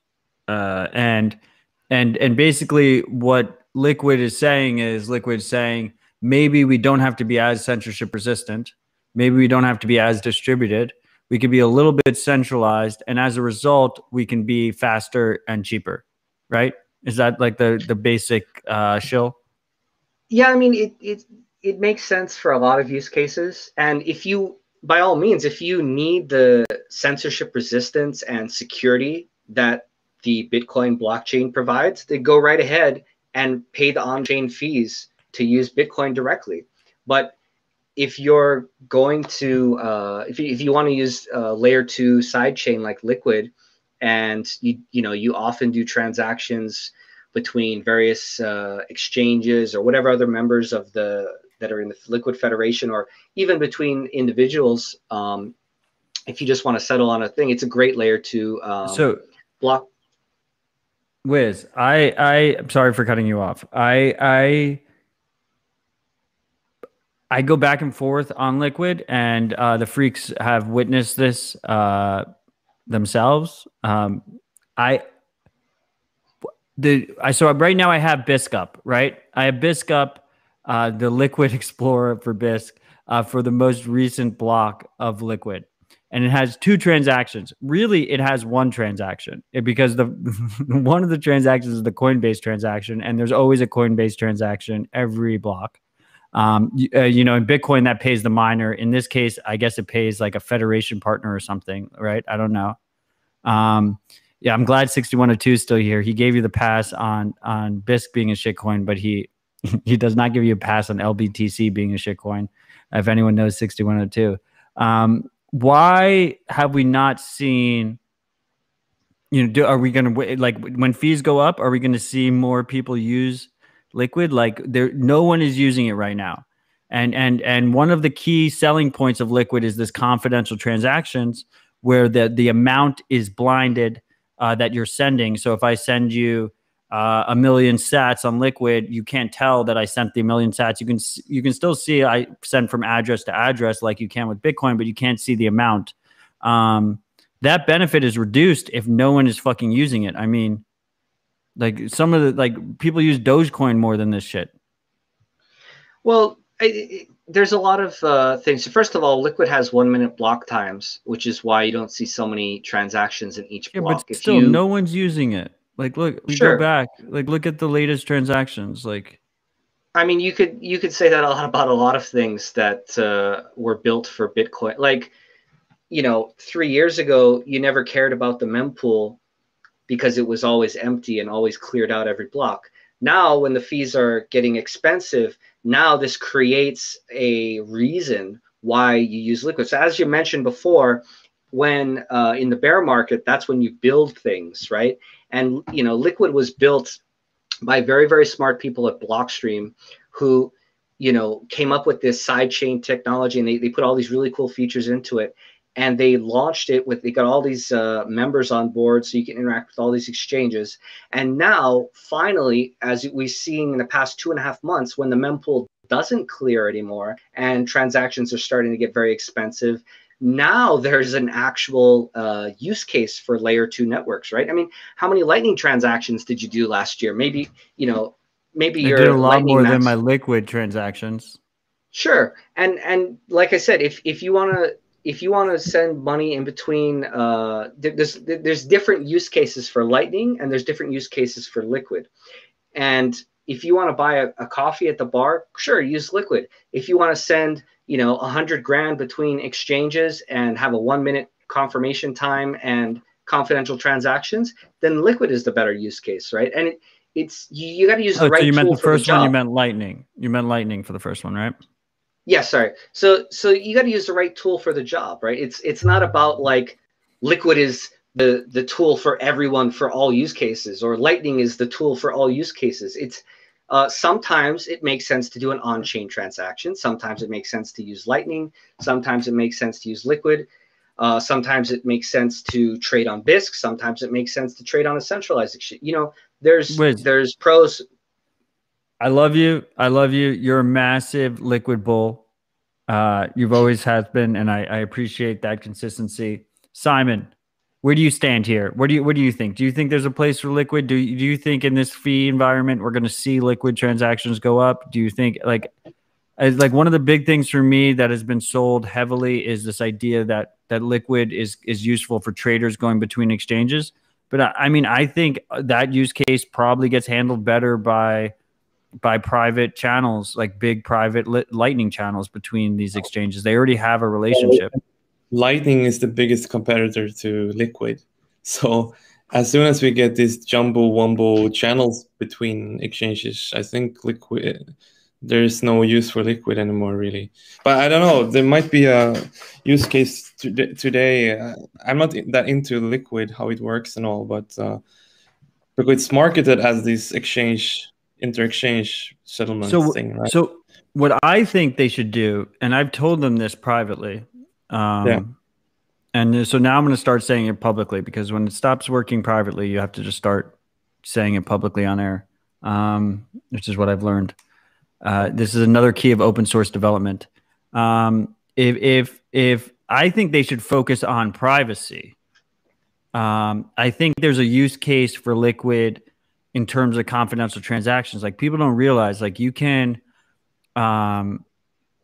like Samson Mao has like his shit token with Infinite Fleet, his game, right? Mm-hmm. I can coin join with the assets in his game, because confidential transactions and confidential assets, which they have on Liquid, mean that you can't tell that I'm just coin joining with a random amount of sats and he's coin joining with some random bullshit space plane in his game, right? And I can coin join between those two things. So there's a lot of value there. There could be a lot of value there for the average user, in terms of they don't have to have an online hot wallet all the time. They don't have to have they can get easier privacy. But they do have this custodial risk. They have this additional custodial risk. I almost think this whole idea that the traders are going to use Liquid is completely wrong. I think they missed the boat on that. I think maybe in the beginning that would have been the case, but we didn't have the fee pressure, so they just used on-chain. And now they're just going to traders are just going to use Lightning private channels. They're not even going to, because the exchanges, if I'm Kraken and I have a relationship with Gemini, like, I'm going to have like a fucking, $1 million, $2 million, $3 million channel, private channel with them. And we're going to settle that all the time between each other. And we'll be fine with that. There's no need for me to involve this federation of corporations that I don't want to deal with. Like, why would I even fucking do that? Yeah. Well, that's a Yeah. good What I hope analogy. to see is Lightning being used more for this settlement between exchanges. But what I do like about Liquid is filling this gap and killing all the altcoins, the narratives Right. of the alt. Like, why use? Because if you look at if you go to the website of USD Tether, they have issued their token on all these chains like Tron. Like Tron just flipping ETH for the Yeah, number yeah. one tether now is on Tron. Liquid. Right. So I see no reason why you shouldn't use all your stablecoin transactions on Liquid, for example, which is a very centralized but super speedy blockchain, instead of this slow and expensive Ethereum blockchain, which is centralized anyway. So it's just total waste. And the whole issuance of these stablecoins are also very centralized. They are dependent on these oracles that keep the peg and stuff. So that's one big use case I see for Liquid, is killing the narratives of the altcoins. If you're going to use something centralized anyway, why not use the Liquid on Bitcoin? So we build everything on top of Bitcoin. Yeah, I think that's a very good point, Simon. Is that Liquid has a lot of the functionality of all of these other shitcoin projects without a shitcoin, right? So because Liquid uses Bitcoin as its native token and doesn't have its own native shitcoin, plus having all these confidential transactions, confidential assets, 1 minute block time, all these cool things, it just destroys the justification for 99% of all the other shitcoins out there, which is good in itself. But Matt, to answer your question of like what's a real use case for Liquid, well, to be honest, the reason I was very interested in Liquid at first was because of BISC. Currently, every BISC trade is 4 on-chain Bitcoin transactions, which until very recently weren't even SegWit. So it's very just unoptimized. And now with the fees rising, BISC trades become extremely expensive simply for the on-chain mining fees. And so it makes a lot of sense for BISC to add an option to optionally use Liquid's blockchain and use LBTC if the users want it. Because a big use case of BISC is like, I think just buy like $100 Bitcoin, stacking sats without the government knowing about it. Well, if your on-chain fees are $20, you're not going to, it's essentially 20% fee to stack $100. It totally prices out that use case. And so you can't do a BISC trade on a Lightning channel for a lot of technical reasons. Basically, you need a real blockchain, right? If there's any kind of trade dispute, you need to be able to show to the BISC mediator that, here's a TXID link on the Mempools Space Explorer. Here's where I sent the money. Okay, that keeps everyone honest. And so it makes a lot of sense for BISC to support a layer 2 side chain like Liquid. If not Liquid, maybe, its own instance. I mean, so that's a perfect example, Wiz, right? Is because I think Liquid could be ideal for BISC. Why haven't you guys integrated it? Like you're pretty major on both sides. I mean, you have LBTC enabled in BISC now. Well, why not Tether? Why don't you have the stable coins on Liquid integrated into BISC? It seems like a perfect fit.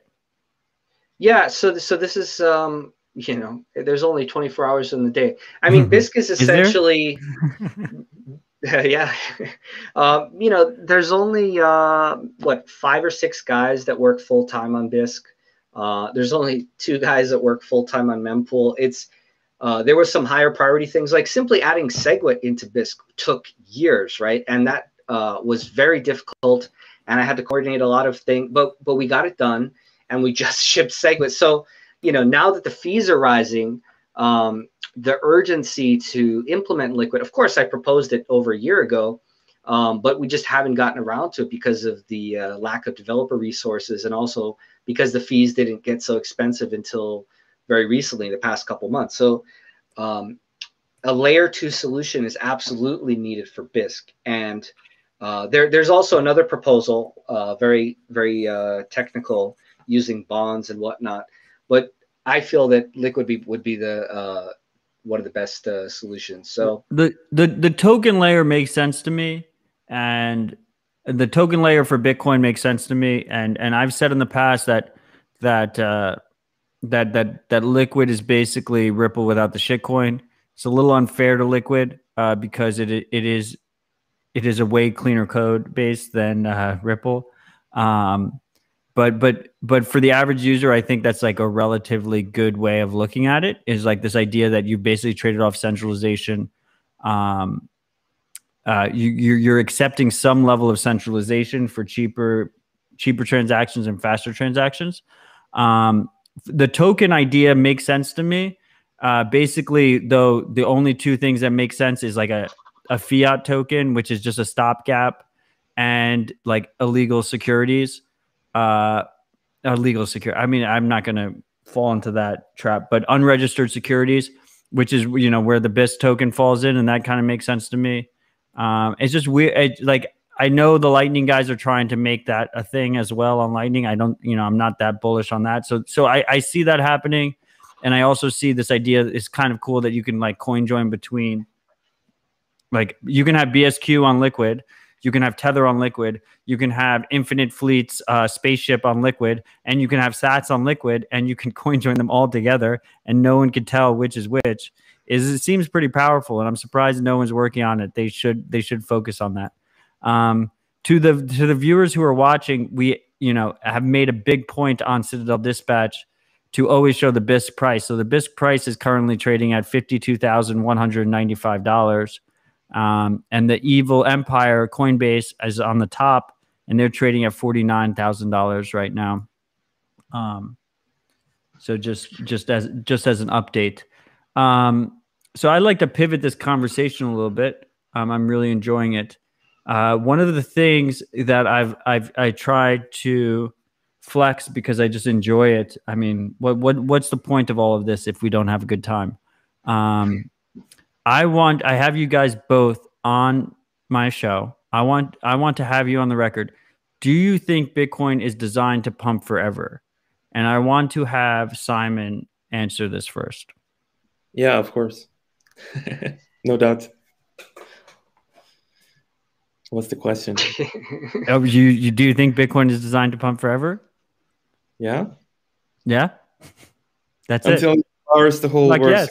right? And then it's gonna appreciate about at the same pace as the economic growth, basically. So all the values of all the products and services is gonna be measured in Bitcoin, be about maybe 2% cheaper every year. Yeah, I agree. That is what is going to happen. And I think Wiz, are you on board with us on this? Well, if you read the Bitcoin Standard, you can learn a lot of things about the history of money. And I think one important lesson that I took away from the book was that value always moves to the hardest store of value. And so obviously there's, you know, an infinite supply of fiat money.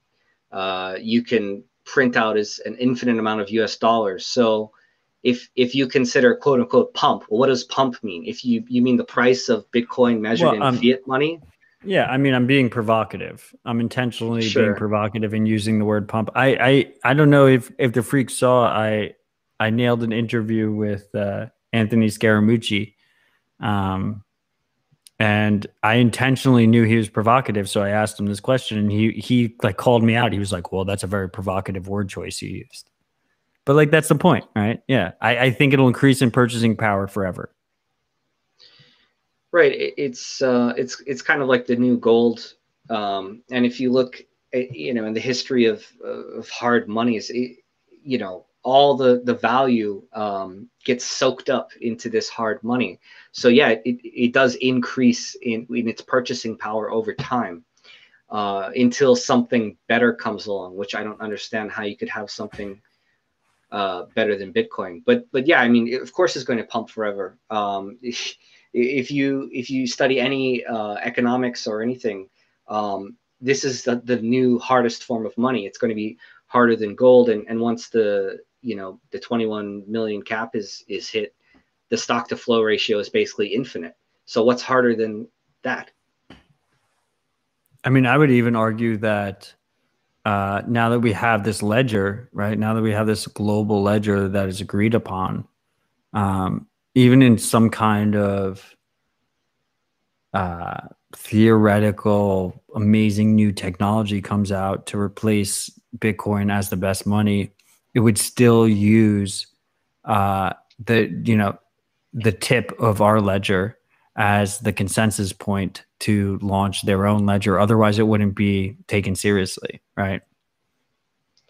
Right. It's kind of like if you're going to issue gold certificates or something, they're still settled in gold coins or gold bars. It'll be the new default way to settle any transaction. Well, I'm glad we agree on that. I've yet to have a guest disagree with it, but I think it's important for our grandkids that we have us all on the record saying so. So I will continue. I will continue asking that question because I think it's important. Freaks, like, feel free to throw questions into the chat. No questions are off limits, and we're happy to answer them. The next thing I have for you guys is, Simon, we'll start with you again because you've been quiet and I want to hear from you. Is it possible for the U.S. government to kill Bitcoin? And if the U.S. government were to kill Bitcoin, how would they do it? Well, nothing can really kill Bitcoin. They could hurt Bitcoin a lot. They could hurt the price a lot if they impose a global ban.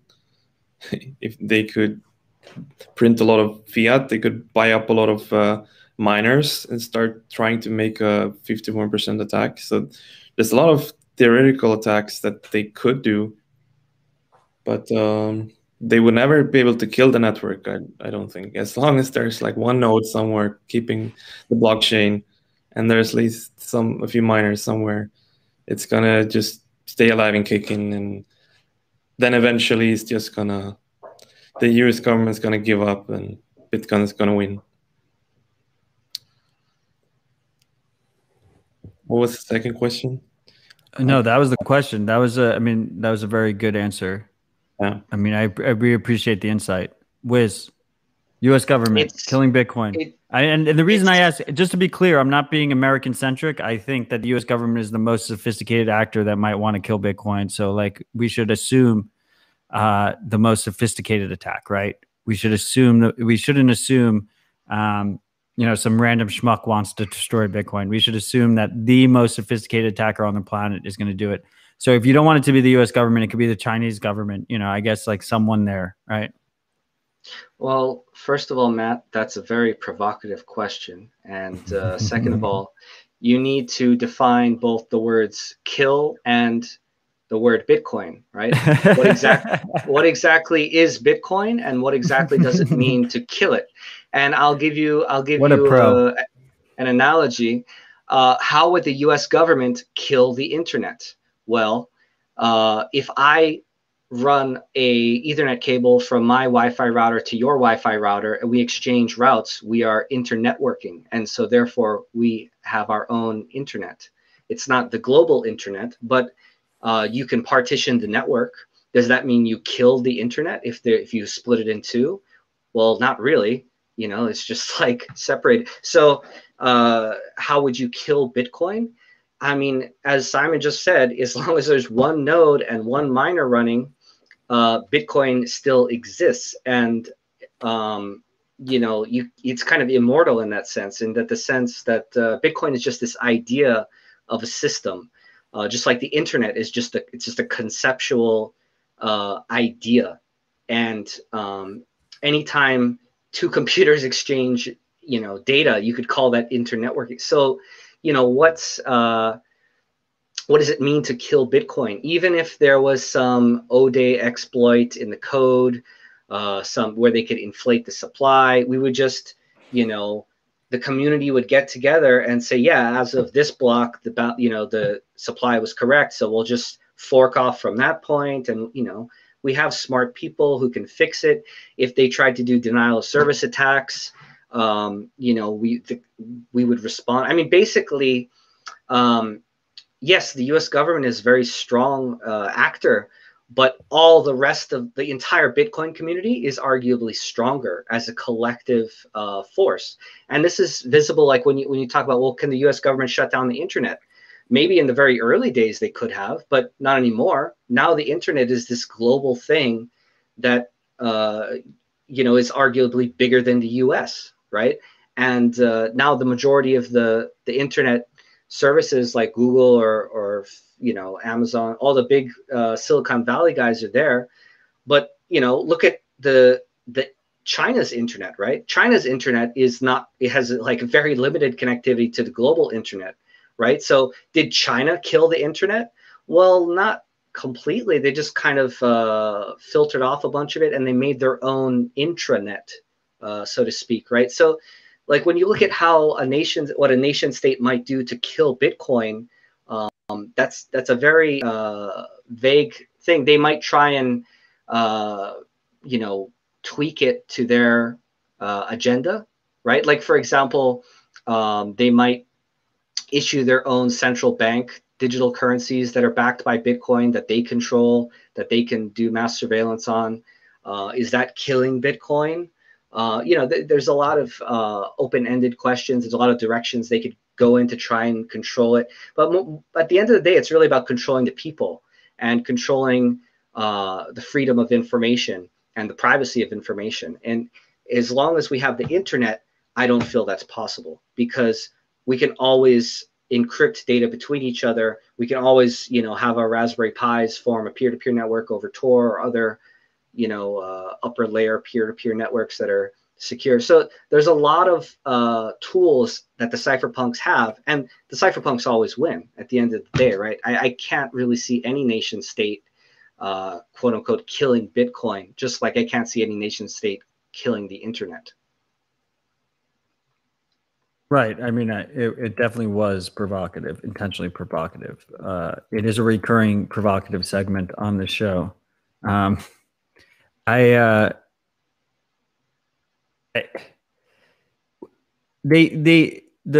powers that be can make it so that the average user has more issues, right? That is like, it's less accessible. But this idea that they can squash free open source software is it seems like at this point is a false idea, right? Like this idea that you can squash free speech on the internet and free open source software as a derivative of free speech is pretty much a futile goal. Like if someone is motivated, they're going to be able to access it, right? I mean, the U.S. government, the cypherpunks already had this battle and won back in the 90s. The really the OG cypherpunks like Daniel J. Bernstein or Adam Back, you know, they literally took it to the Supreme Court and you know, got like a court ruling that says code is free speech. They were literally like printing code on T-shirts and printing source code in books. And you know, because the U.S. government was trying to, they called it the export of munitions. They were trying to say that cryptography is some kind of weapon, and so you can't export it outside of the U.S., which is how can you make math illegal, right, and code illegal, which is just free speech. So the cypherpunks already fought that battle in the 90s. It won. Free open source software is here to stay, right? Yeah, 100%. I mean, so someone in the comments mentioned Satoshi Stash. I mean, like, what can you do with Satoshi Stash? I guess you could tank the price. Like, I don't think that's really a vulnerability. So someone in comment mentioned that China or US would create their own competitor, and I see a lot of that kind of FUD recently. People think that the central bank digital currencies are going to be somehow a competitor to Bitcoin, which doesn't make any sense at all, because they're just another version of the fiat centralized currency with the same flaws that Bitcoin came to solve. So I just wanted to answer that comment as well. That's an interesting question, though, right? Because I actually think that's one of the probably better attack vectors is, and China is again always like a good example. Like China made their own internet, right? They banned all the US services like Google and YouTube and Twitter, and they made their own domestic versions, which they control, and all the people use. First because of the language barrier and the network effects of all the Chinese people using the domestic Chinese versions of these apps. But second of all, because of the actual totalitarian, Great Firewall of China that blocks them from accessing it without a VPN or Tor or something. And so in theory, you could do the same kind of system, but in order to do so, you would have to also control the internet. And so when you're talking about the US government doing it, fortunately, the internet is not regulated in free countries like US or Japan, but in totalitarian countries like China, for example, where they do control the internet quite a bit, it's much more likely that they can coerce the users to using a central bank digital currency. However, as the Bitcoin standard taught us, is that when it comes to people's money, they get really smart and they want to protect it, and so it'll certainly be probably one area of resistance or one attack vector that a country like China could do. But I don't see the U.S. government being able to, who's going to want a digital USD token that's controlled by the U.S. government when you could have a free token, right? Like if you put them side by side on the menu, you're going to pick Bitcoin every time. But in China, they're going to try and block that Bitcoin option at some point, or they already are. It's already banned in China, but people are using it. I think it's huge there, and they're using it to evade the capital controls they have in China. And they definitely see the difference between Bitcoin and their digital Chinese yuan, which is totally controlled and surveilled.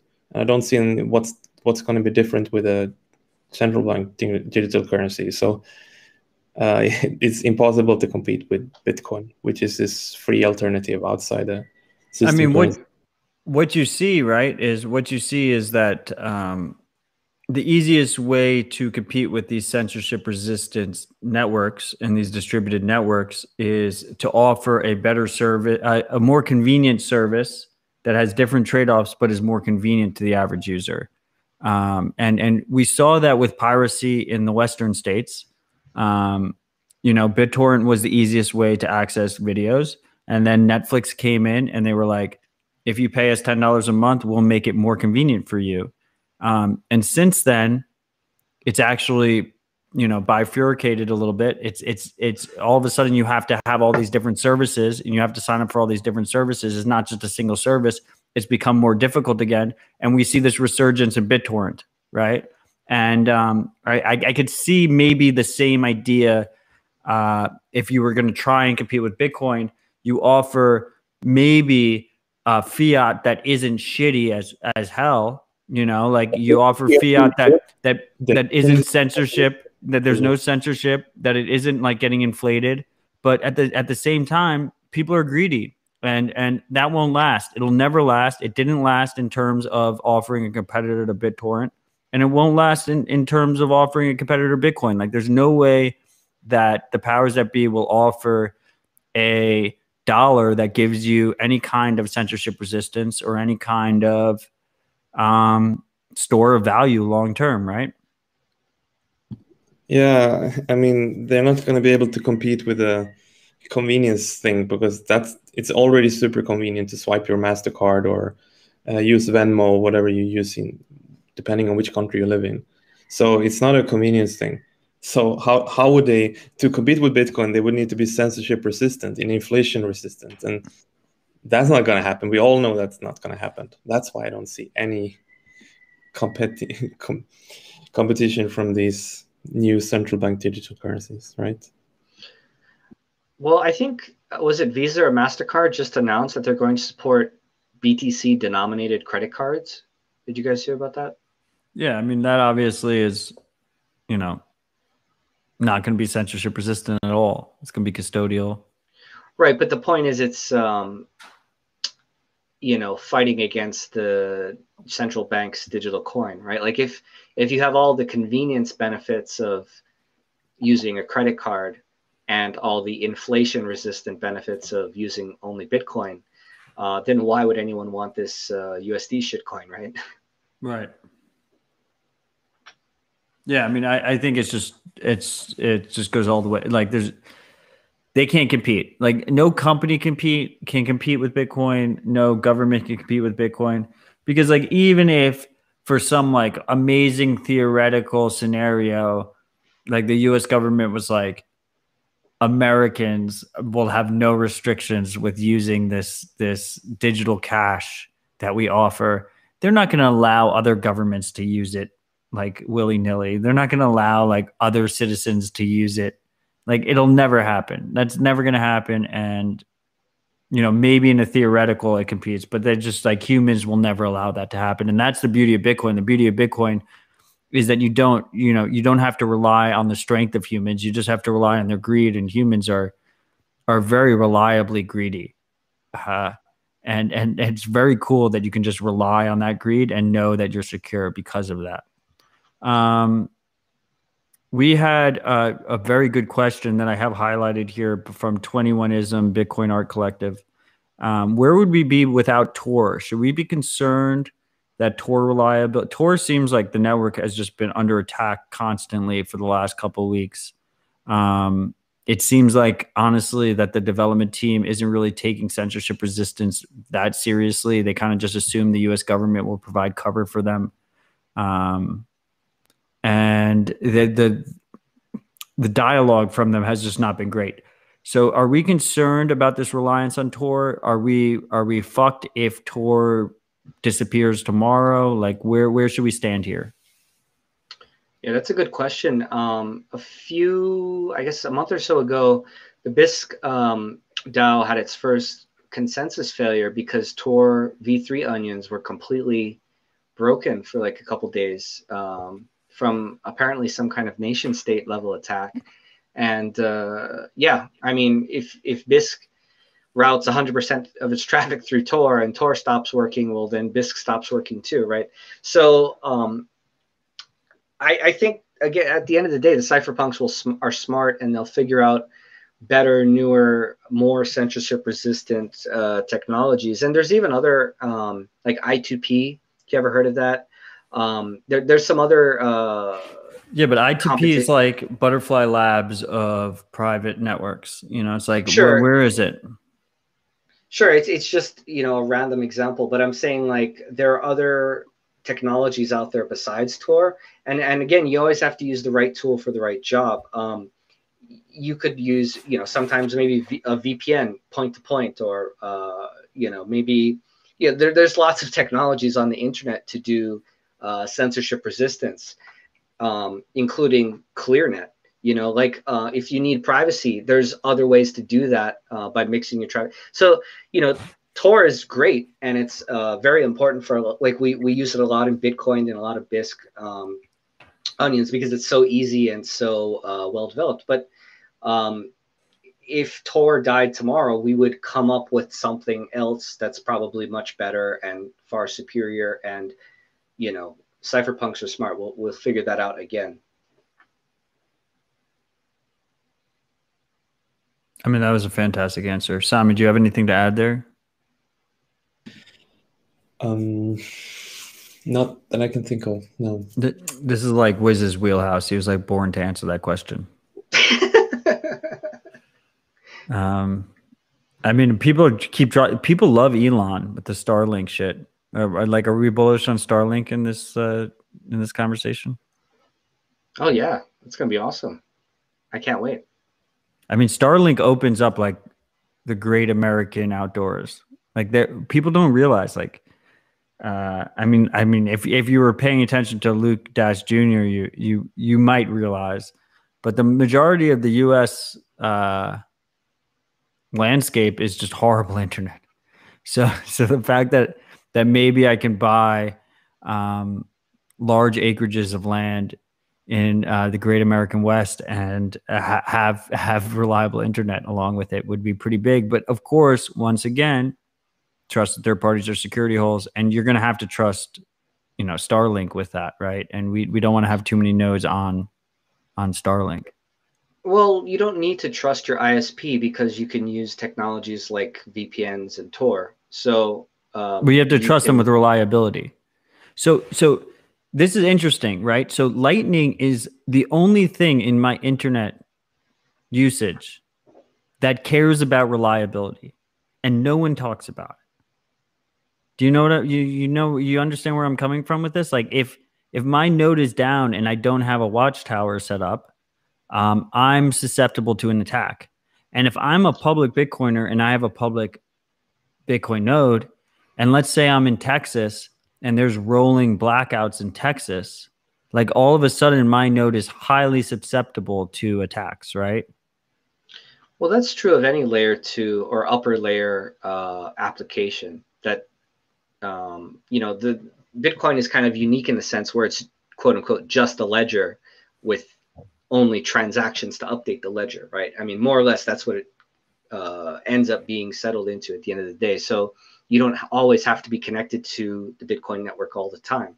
But with pretty much any other higher layer application, yeah, you need to be connected all the time. And there are ways to mitigate that using, as you said, like watchtowers, or basically just redundancy. Like this is true of any service on the internet, right? You need multiple locations, you need failover, you need load balancing, you need redundancy. But if Coinbase goes down, no one can steal their money.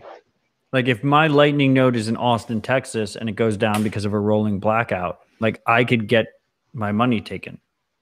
That's why you need redundancy in the form of watchtowers that are in multiple locations. Yeah, or in the case of Lightning, you could limit your channels to people you trust. So Lightning is like semi-trusted. Right. I don't like that answer. That second answer is not a good answer. Yeah, Simon, we should trust, not verify. Lightning is much more secure if you're just opening channels to the one you actually know who you're opening channels to. Well, that's why I think it's funny, right? Is that Liquid took over the mantle of like, oh, we're the exchange to exchange protocol. But really, like Lightning's perfect for that because like you try, if you're one exchange and you have a relationship with the other exchange, like it's super easy to have a large private channel with them. Wait on that use case. And I can't wait for that to happen.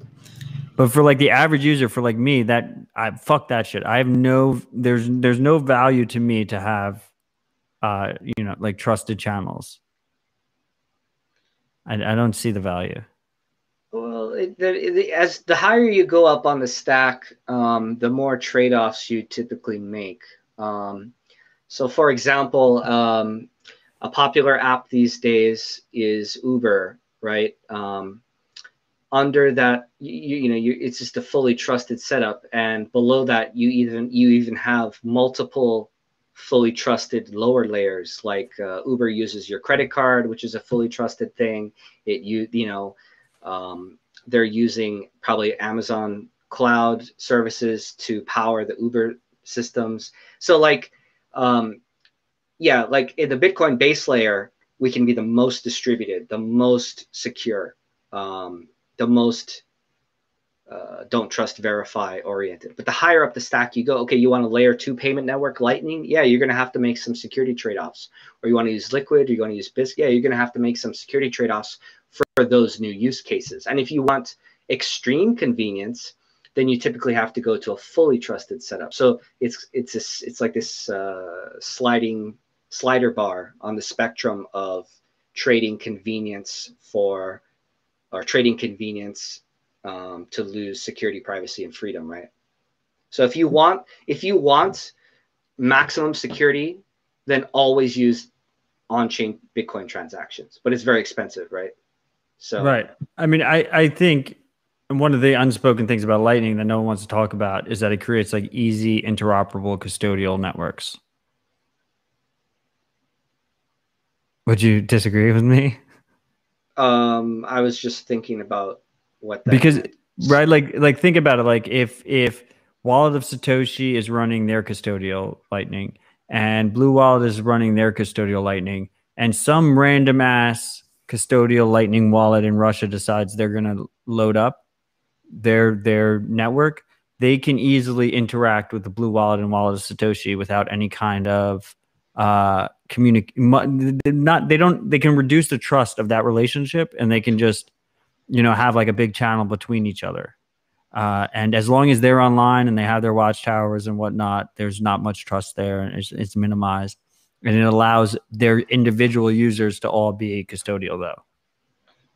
Yeah, probably like a good analogy for the fiat world is checks, like paper checks, right? If two businesses do a lot of businesses, if two companies do a lot of business between each other, they'll typically write a lot of checks to each other. And because they, grow their reputation and trust over time, they're not so worried that someone's going to suddenly bounce a check. But if you open a channel with someone, it's completely untrusted, and you don't know what kind of attacks they might do, right? Like, I think Lightning hasn't seen its fair share of attacks yet, and maybe now that the price is going up, we'll see this more. But I think it was like LN Big that tweeted something like, yeah, someone opened the channel to us, and then now they're doing a denial of service attack, and they're trying to broadcast an old state. They're trying to rip them off for money.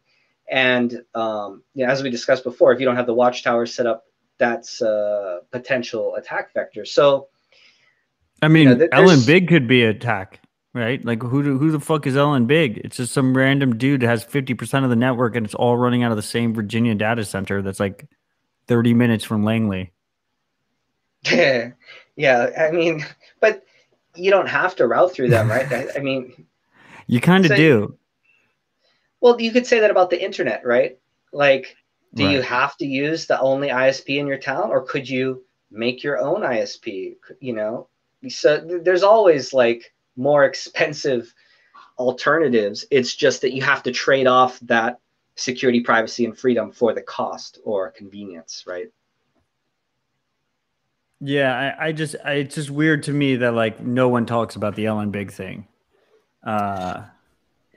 Like, I'm the only one who ever talks about it, and I tried to talk about it offline the majority of the time, pre-Rona, and then now I just don't see people as much, so I just talk about it online, and because no one else is talking about it, so I feel like at this point we just got to talk about it. Like, no one knows who that person is at all. Well, there's nothing wrong with being pseudonymous, but I mean, no, but he, she, they.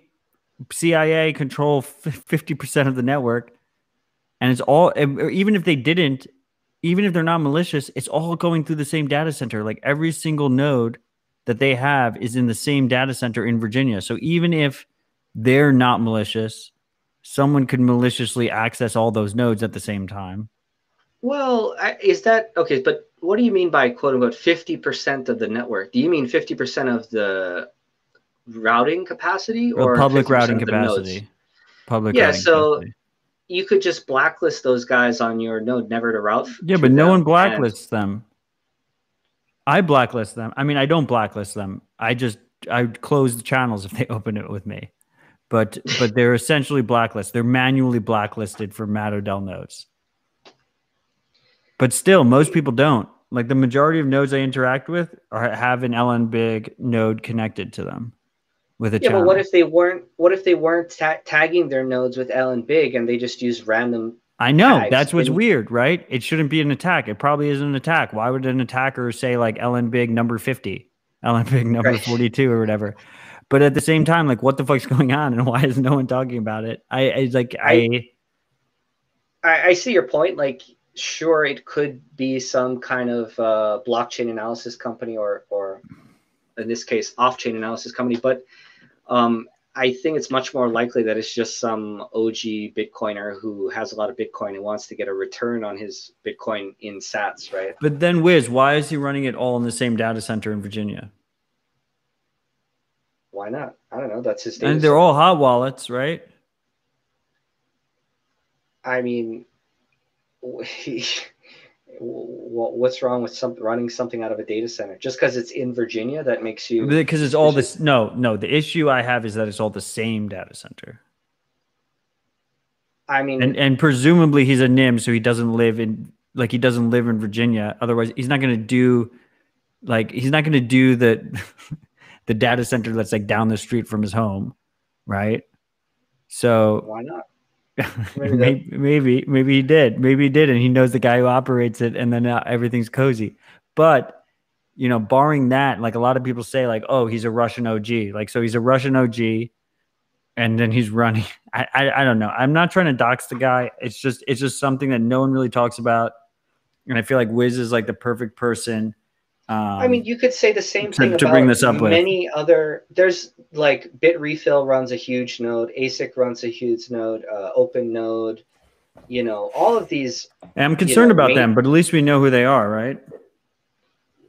Well, I mean, is your concern that they're like, you know, logging all of the routing and invading your privacy kind of thing? Well, I mean, I'm the only look. Jack Mahlers is my boy. I'm the only person who I've ever heard on any of these big Bitcoin podcasts talk about the concerns over centralization risk over LN Strike and KYC and him like taking over liquidity on the network and knowing all these different public keys of all the different nodes and whatnot. I brought that up many times. I brought that up in an interview with him on live. And I 100%, I'm concerned about Bitrefill becoming massive. I'm concerned about River's node becoming massive. I'm concerned about Bitfinex's node becoming massive. My concerns with Lightning sound like a shitcoiner's concerns. Like my concerns are that it becomes hub and spoke, KYC, regulated, super centralized, right? The mitigation is I need the freaks out there that are listening right now to run their own Lightning nodes that run them through Tor only so that their IPs aren't exposed on hardware they control, and run their own public, their own public routing channels. That's what we need. That's the solution. I see this happening, and I see LN Big happening, and people just kind of ignore it. No one wants to talk about it. Well, I mean, you could say the same thing about the internet, right? Like, what's a big ISP in USA, like AT&T or Sprint or even Google? Right. Oh, like there's only like, or was it Comcast? There's only like a handful of ISPs in USA, right? And literally everyone's routing their traffic through them.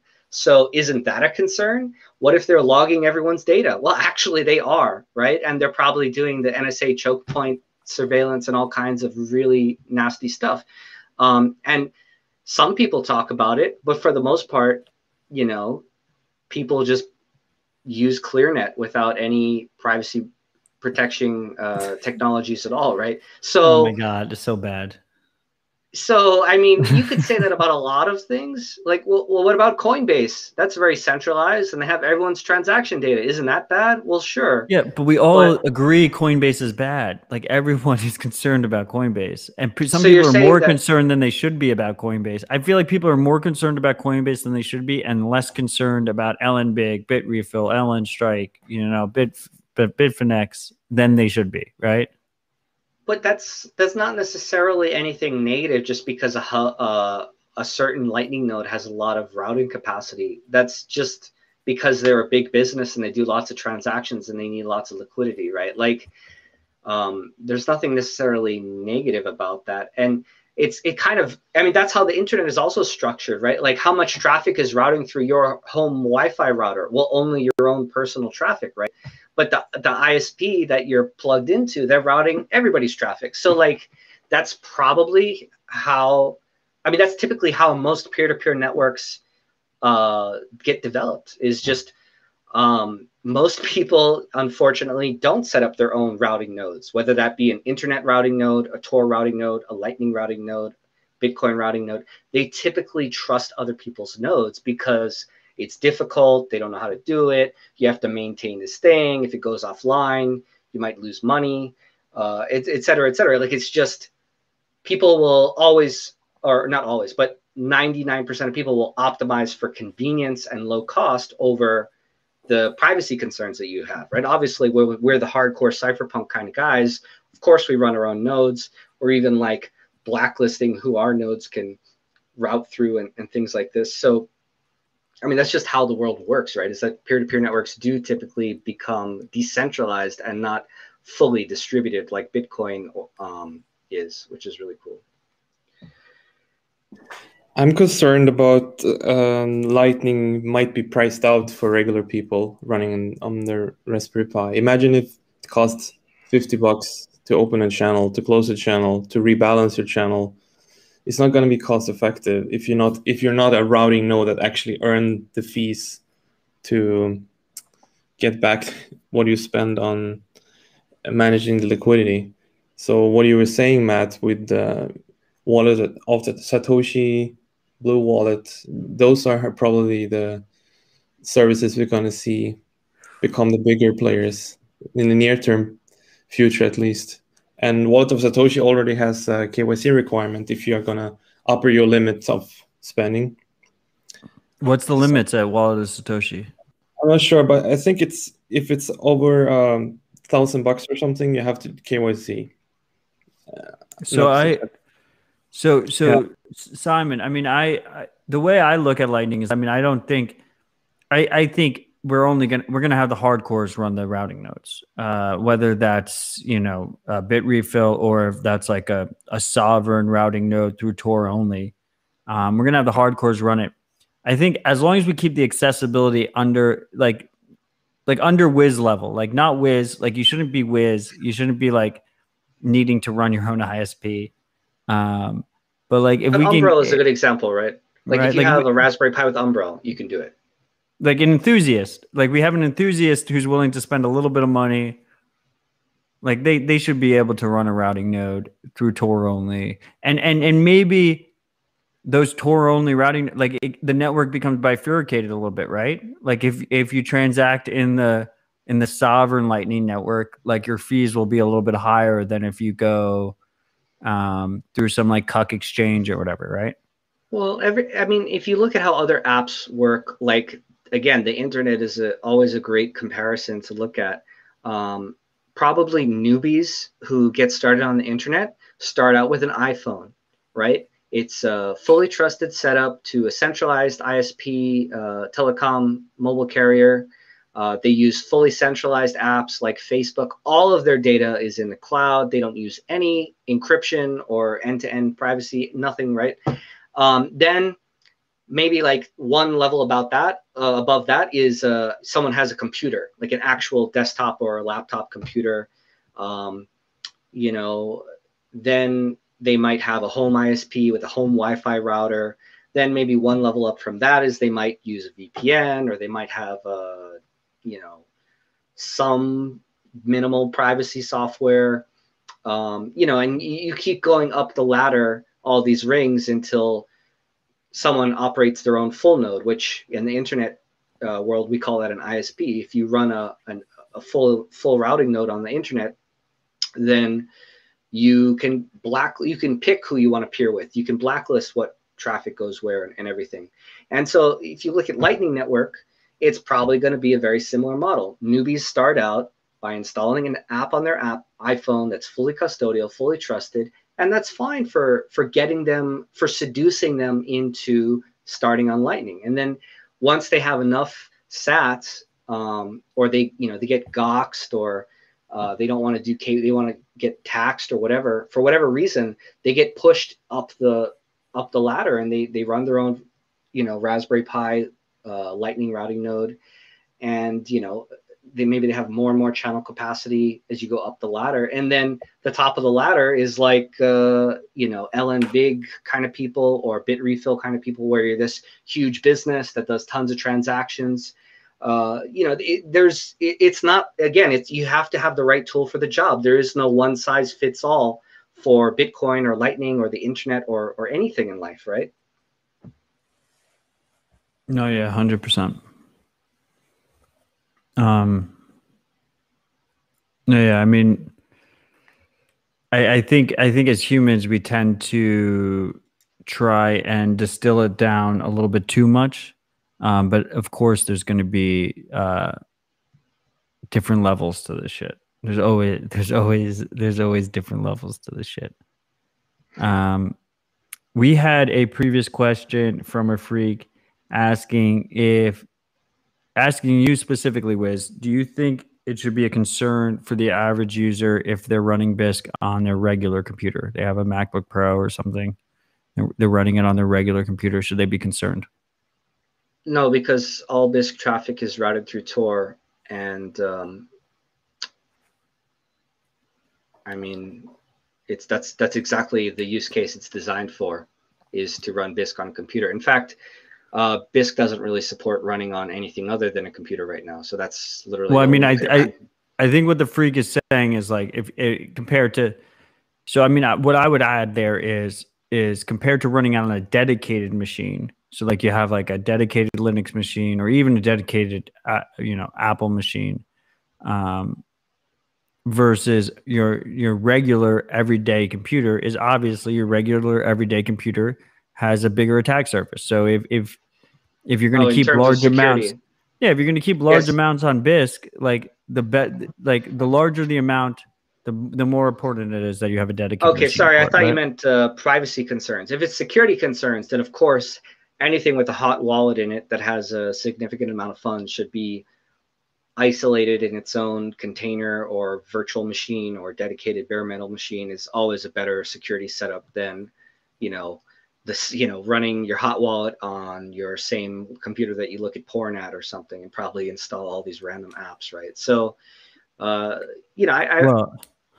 if you're if Marty hears about this, like porn, you should never look at porn. So that's irrelevant. I mean, of course, BISC is it's a hot wallet, like any hot wallet. Porn agnostic. Yes. I mean, it's just any kind of malicious apps that you might be tricked into installing or might hack your computer somehow, through some ODay exploit. You just remove all of that attack vector if you only have BISC running in its own either virtual environment or bare metal computer environment. Yeah, I mean 100%. Yeah. So if you use a dedicated machine, you're always better off security wise, guys. No matter what.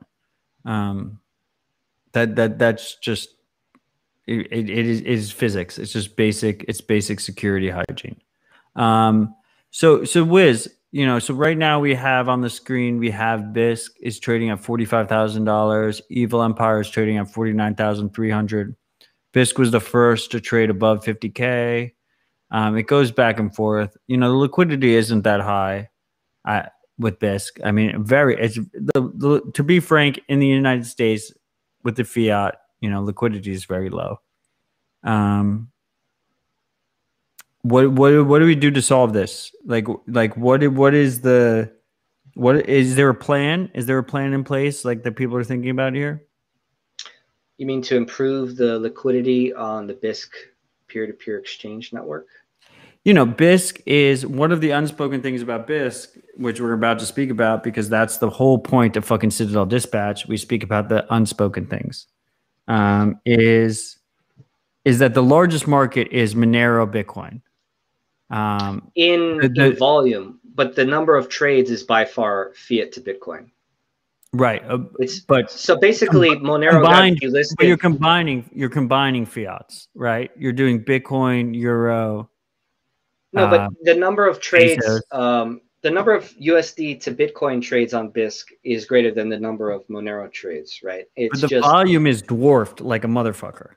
Right, because so here's what happened. The Monero got delisted from a bunch of centralized exchanges because, it protects people's privacy, and centralized exchanges are regulated by governments that don't like that. For example, in Japan, the Japanese government says Monero is a money laundering tool. So, it's evil. So all that Monero trading volume goes to BISC, and there's some whales on there who do, huge Monero trading volume on BISC for its censorship resistance and privacy features, which is great because that trading fee revenue goes to the BISC DAO, which basically funds the development of the BISC project so that it can support the Bitcoin to fiat trades, which is the real use case. So it's cool that the Monero community and the Bitcoin community have that overlap where they both want that privacy and censorship resistance.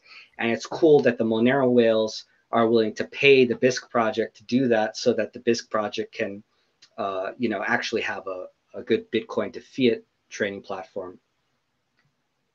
Yeah, I mean, so what would you basically the reason we don't have heavy volumes in USD and even like Euro is like double the volume, but still nothing, to be honest, is because the regulated exchanges haven't been really closed off fully yet.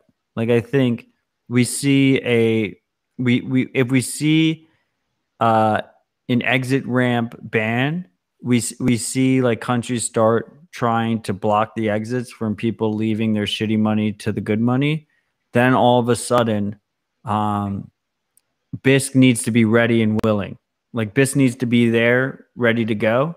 And at that point, like all of a sudden, BISC quickly becomes like, to me, BISC is already the most important market, which is crazy to say when something like BitMEX is doing billions of dollars worth of volume a day.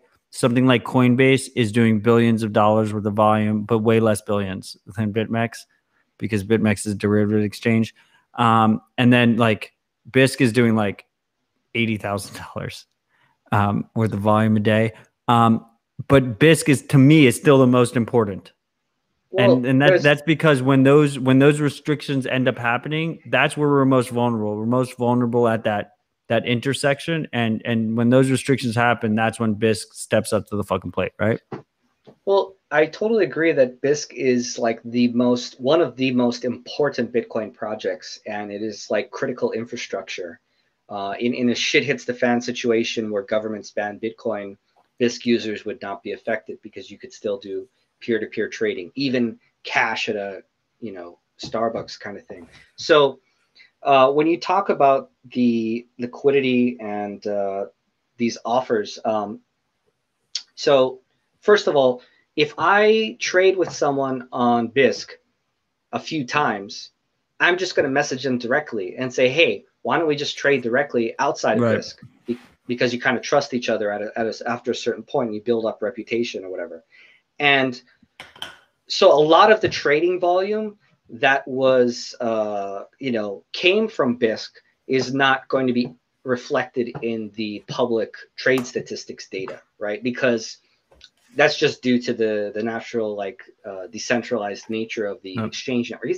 It's kind of like a bulletin board, right? It's kind of like Craigslist. It's humans, right? Like you don't want to pay the fee, right? Like we see that with Airbnb. Sure. Like you see it in centralized projects, right? Like where like Airbnb, like if I rent a place from someone, like why would I pay Airbnb their cut if I can just go out on the outside? Right, and that's great. Like if you meet your a few reputable traders from BISC and you trade directly with them, great. Like now that's even better than that's truly peer-to-peer at that point, right? You just happen to like meet them on BISC. So, and I actually made a lot of friends who I met on BISC from trading with them and everything. So that's a cool thing about it being a exchange network or a community of Bitcoiners, right? That you would not have on any other exchange at all. You would never chat with your trading partner on a centralized exchange, right?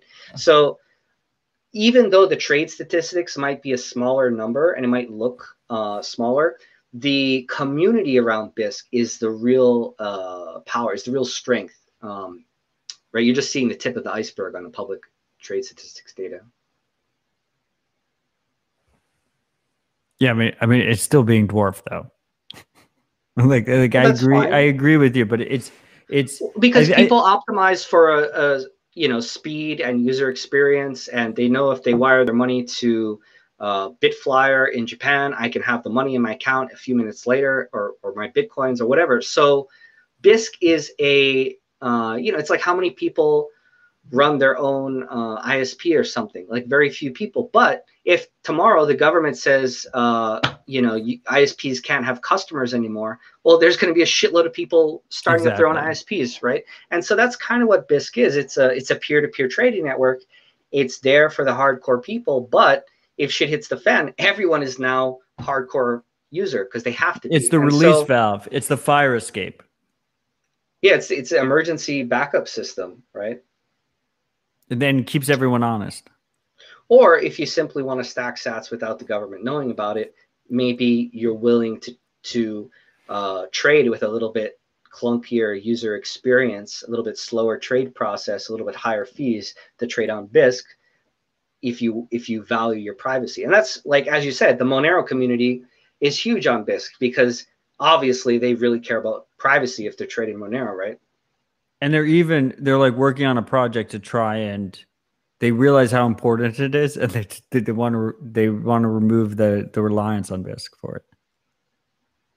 I mean, I don't know if they'll ever, they're trying to create their own DEX, decentralized exchange, because they understand the importance of it. Out of anyone, the so-called privacy coins understand it the most because they're getting hit by the regulators.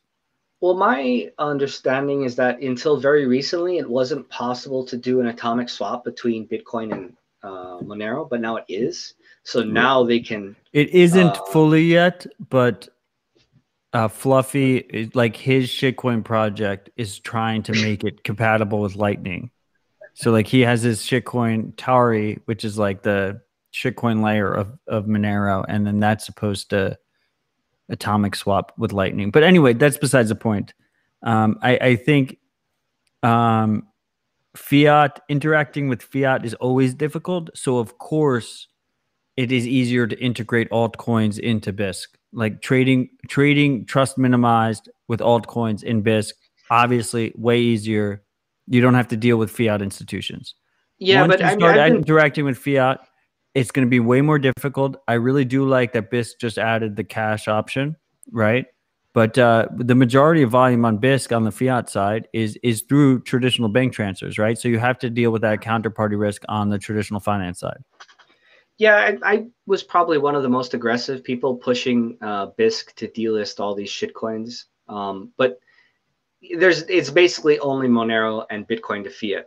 And obviously the main use case of BISC is to trade real fiat money to Bitcoin.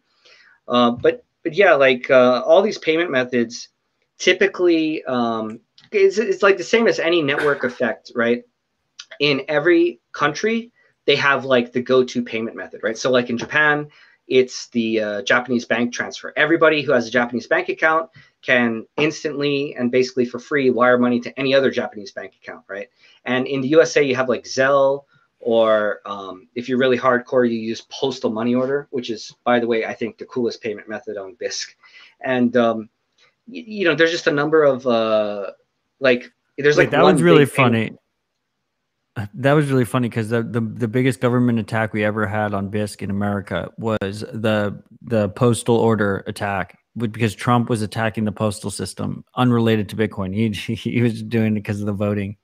That actually, so I was like a BISC mediator, and and like all of a sudden I got all these disputes for like postal money order trades, and they're all like fucking Trump, and they're like so pissed because like their shit just got lost in the mail or is delayed, and like I would even look up on the post office tracking because they were like proving it to me that they sent it, and the tracking actually said like package lost. I was like, what the fuck? Like, they're so incompetent. They have like a status code for that. And I'm like, okay, I guess they're responsibly incompetent, right? Like they fucking lose the package, but at least they let you know promptly that they lost it. Yeah, they're responsibly incompetent. So I'm like, okay, I guess I'm the mediator. I guess like, yeah, it's the post office fault. Like, it's not your fault. I see that. So yeah, I mean, fortunately that was just around the voting time or whatever voting scam they were trying to do. But yeah, postal money order is like the coolest hack of the legacy fiat system, right? Because all the government mass surveillance and where they seize the bank accounts and everything, that's like a relatively new idea. And for 100 years before that, the way people sent money to each other was through the post office. And in Japan, that's actually the Japanese post office was like the biggest bank in the world or something crazy, because and even like other big banks like American Express, obviously Express, they used to be like Federal Express, they used to be like a delivery company and a railroad and all these things, and then they just focused on the financial services, right? So all of these legacy, really old school payment things are like the post office for sending money, and they never got regulated by the government. So you can go to a post office with cash, buy a postal money order with no KYC, send it to the guy's PO box, right? And he's at the post office and he brings it to the counter and he cashes it and he gets cash. Like, that is the coolest way to send money in USA, right? Is in terms of security, privacy, and censorship resistance. And more so for BISC, the post office website gives you the ability to like type in all the serial numbers of the money order and stuff, and you can verify as a neutral third party BISC mediator if the money order was cashed, what post off it was, but like you can, Well, you know. this is the funniest part about Bitcoin, right? Is that like when I got into Bitcoin, like it was the first time I ever used Western Union. Like I went into like a CVS and I like had to like use the orange phone and like pick up the orange phone and like call some random ass number and then like wait a couple days for like the thing to process. I paid like huge fees. And it's the same situation, you know, maybe the situation has been streamlined, so-called streamlined in the regulated KYC department, and then you have to deal with all the ID verification and whatnot. But like when you do like a proper BISC trade, or you know, in the past when you're like, does BISC have Western Union as an option, as a payment option? Yeah, but I think it's not popular because of the reasons you just explained. It's like it teaches KYC. you. It teaches you why fiat sucks, like why Bitcoin exists. Like to access Bitcoin, to get to Bitcoin, you have to go through like a full stack process of learning why the current system sucks to access the Bitcoin in the first place. It's like the biggest friction to accessing it is the thing you're attempting to replace. So as you hit that friction, instead of turning you off, which is usually what friction does, it's like, oh, I don't want to use this app. It teaches you what, like, why am I doing what I'm doing? Well, yeah, I think Western Union has like 10% fees or something crazy. It's very difficult to do the paperwork. It's full KYC on both sides. It's just totally crushed by postal money orders, despite them being a little bit slower because you actually have to send a piece of paper through the mail. A postal money order is only like a couple dollars, right? And I think you can do like $1,000 per money order. So you can just, you know, buy an infinite amount of anonymous postal money orders with cash and then send them in the mail and get Bitcoin. Right. Now you can wear a mask while you do it and gloves. Yeah. You can wear 2 masks and then you're extra responsible. That's what they want you to do. Hey, Simon, how's it going over there? You still with us? Yeah. We missed you. This is why they call him Soft Simon, because he's so shy and soft spoken. How did you do? He's not hard, Simon. Peer talk. Simon wants to talk about the mempool. What do you want to talk about, Simon? What have we missed? What have we missed? We're about 2.5 hours in. I appreciate you guys' time. What have we missed? What should we discuss? I saw a lot of questions in the comment section concerning the mempool in the beginning, but they're all gone now.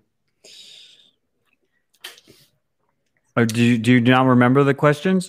Do you want them to re-ask them? Freaks, hit us with new questions on the mempool. Well, we should take some mempool questions while we're at it. Do you remember any of them?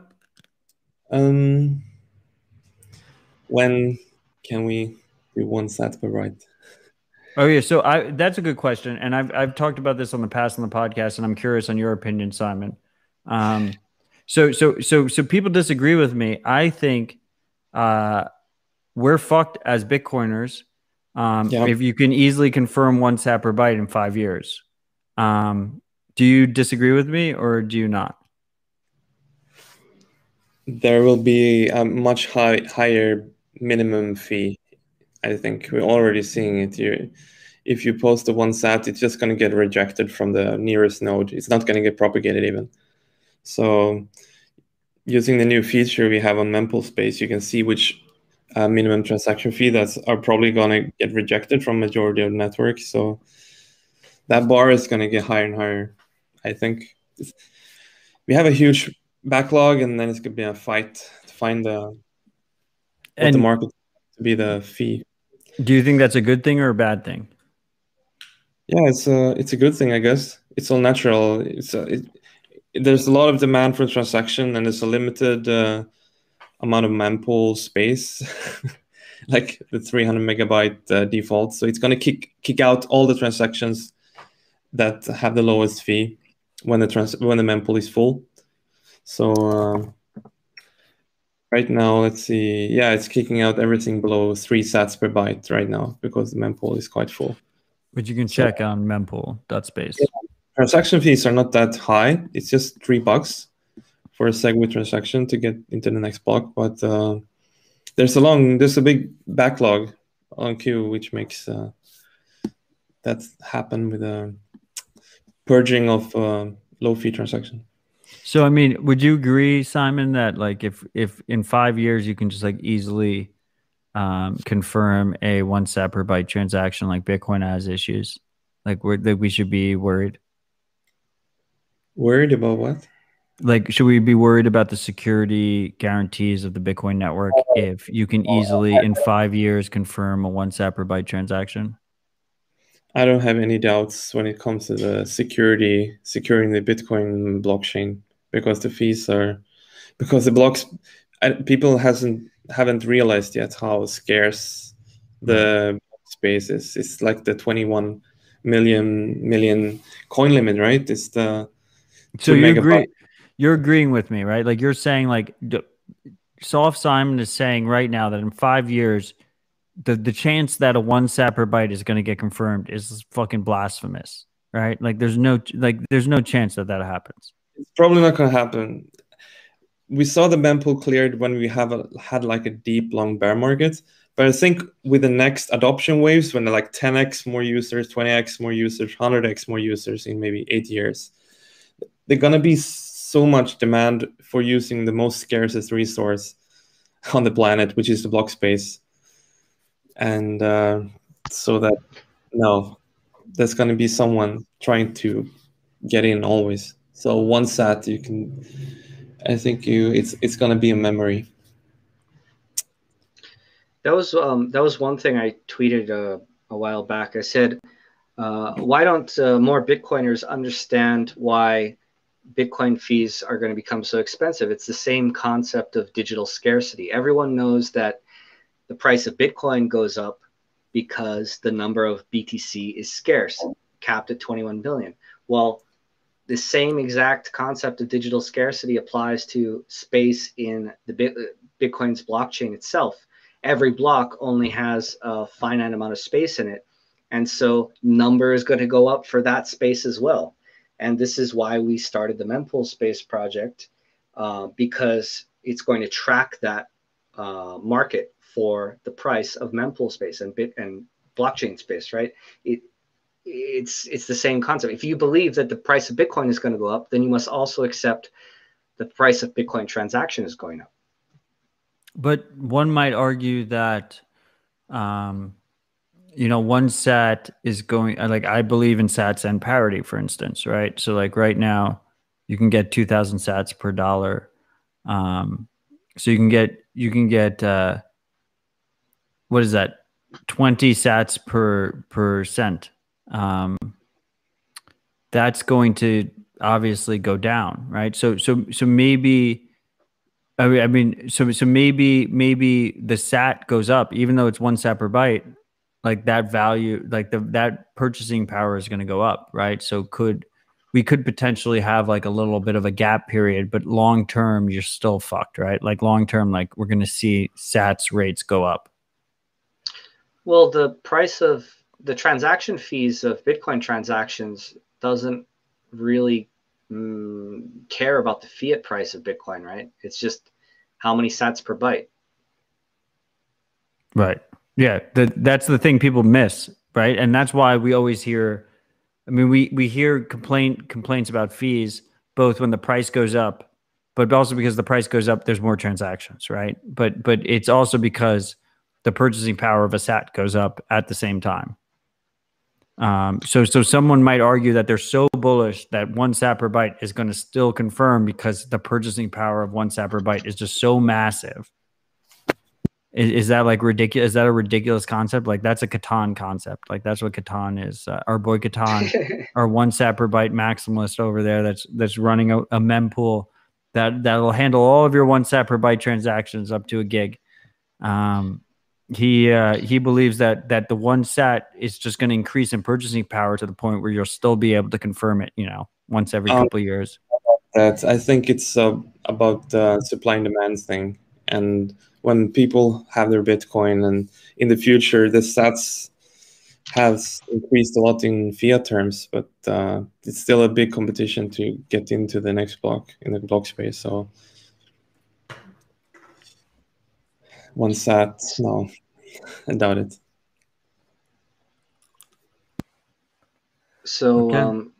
I guess 6102 got censored from whatever platform he was using to comment on the stream, but he just sent me a message asking if Yes. it's is Docker a single point of failure for all of these node boxes? And I fucking love this dude. I guess wasn't answering I wasn't checking my messaging platform, so he hit the guests, and like that's what it's about. I appreciate it. peer to Okay, peer. continue. So say you install a Mempool Space app on your Raspberry Pi using the Umbro App Store, which is just a front end UX for the Docker Hub container repository. I mean, if Docker censors you and cancels your account, you can just make your own Docker Hub server, and Umbro can point to that, right? I mean, everything is open source and everything is self-hostable. Just because we have a GitHub account doesn't mean that we need GitHub, right? Like you could make your own GitLab or whatever. So I don't think Docker is a single point of failure or anything. And everything is cryptographically verified. So Docker Hub can't inject any malware or anything into the container anyway. So it's pretty secure. I saw another question that got answered for the second time now about our fee estimator, asking if it's mempool based or something. So I want to say yes, our fee estimator is mempool based. It's taking like a snapshot from how the state of the mempool as it is right now, and get the fee estimates for the upcoming blocks. Compared to, there are some legacy or other alternative fee estimator tools that are using a more probabilistic fee estimation system. And which one you might prefer is just up to you, user preference, basically.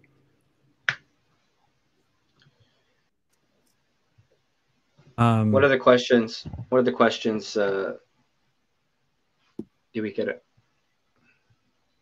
I mean, that was a great, insightful answer. I mean, Douglas asked me, what do I mean by I believe in SATSAM parity? I mean, I don't know, man. Like I speak a lot publicly. That was a misspeak. Believe in SATSAM parity. I believe we'll hit SATSAM parity, and then we'll continue to pump forever after that. So I do not think that is it's not a death blow for pump forever. I think we will continue to pump forever after we hit the SATSAM parity. I think people don't really realize how early Bitcoin is. I really hate the Clubhouse platform. It is very anti-privacy. There's a lot of things I have issues with. I mean, social media in general, I have a lot of issues with. But there's a lot of noob outreach on that platform, and I have participated a bit there because I have FOMO, and you know, what else am I going to do? And people, we're so early. Like we're all in a little bubble. We don't realize how early we are. Like we're like insanely fucking early. There's a lot of progress to be made on UX. And there's a lot of progress to be made on motivation. Like we just need people to be motivated. Like people need to know why they're doing things. Like you don't end up with a Bitcoiner who like cares about shit that hasn't gotten burned somewhere along the line. Even if they don't get burned in the Bitcoin world, they get burned outside the Bitcoin world. You know, PayPal closed their account, or their local government like closed down their business, or you know, they had a business partner fuck them over in a non-trust minimized way, right? So like there's like all these different things that you get burned, and you learn, and you try and improve yourself. And it's going to take time for people to get burned, and that's the unfortunate reality. Yeah, I think that you totally nailed it with the UX being really important, because a lot of people, especially like a few years ago, said it's kind of ridiculous for Bitcoiners to expect everyone to run a full node because it's so difficult to set up. But I said, that's ridiculous. Like, it used to be really difficult to connect to the internet. You have to like buy a modem and install it on your computer, get a phone line, an ISP account. Now you just go to the store and get an iPhone, and literally everyone has the internet in their pocket, right? And so as the UX of Bitcoin improves, where it's just an app to install on your phone, okay, I installed a Bitcoin full node app, done. Literally everyone can run a Bitcoin full node now. Or other projects like the U3XO project, my friend Calvin in Korea got a grant from BitMEX to work on that. It's going to make it even easier for these fully verifying nodes to just be like an app on the mobile phone, because now they can use a minimal amount of resources. So it's totally going to be possible for everyone to run a fully verifying Bitcoin node, and together with a Lightning node, packaged in some kind of mobile app, right? You won't even need a Raspberry Pi. You just use your phone, and then, shit gets real, right? Like, right. I mean, there's two ways to look at it, right? Like you hit the hurdle, like, oh, like we need more people, like people should run full nodes. That's ridiculous. And then you can do two things. You can make it easier to actually, use your own node, or you can be like, I'm just going to throw in the towel and just like run nodes for people and just go to a completely custodial method. Right. And like, so like, fuck you. Like, why are you just throwing in the towel there? Like, fight. Yeah, I think, like you said, if you get doxxed once, then you learn not to custody Bitcoin at other places. And later, even if you use, withdraw to your own cold storage wallet, the exchange that you bought on is still going to snitch on you to the government, and then the government's going to give you this tax bill. Then you realize why privacy is important, right? So probably the first is the, theft, protection against theft. But then number two thing, people are going to want to run their own full nodes for the privacy aspect. And it's those two big lessons that I think everyone has to get whacked with at least once. By the way, 6102 says in all caps, tell Matt you can't stop the signal. I love it. And he's also anti-caps, for what it's worth, people. So that's a big thing, that he did it in all caps. I mean, I think this has been a great conversation. I really appreciate both of your times. I appreciate your work. I mean, it seems like the freaks have been enjoying themselves, but their questions are exhausted. I mean, I have one more reoccurring segment that I know the people that I have on this show like probably disagree with substantially, but I just enjoy it. It is fun. I want a price prediction for next show, and I just want to say that our last two guests, they completely missed the ball on this price prediction. And I said we were going to fall under 40K. We were going to be over 50K. I was a little bit off, but we haven't fallen under 40K, so I got that going for me. Where do you think we're going to be next week in terms of price? Starting with Wiz. Boom. Let's go. A week from now? Geez, that's a really high time preference. High time preference. I thought you meant a year from now. No, fuck a year. I don't care about a year. Let's go. Next week, where are we going to be? Probably Elon Musk tweets another pump, or some other, huge publicly traded company has acquired billions of dollars worth of Bitcoin, and we go up another 10K. So I'll say 60 grand next week. I dig it. Simon, over and under 60K USD this time next week. I feel it will be like 40 or 60. So wait, what, one or the other? I'm saying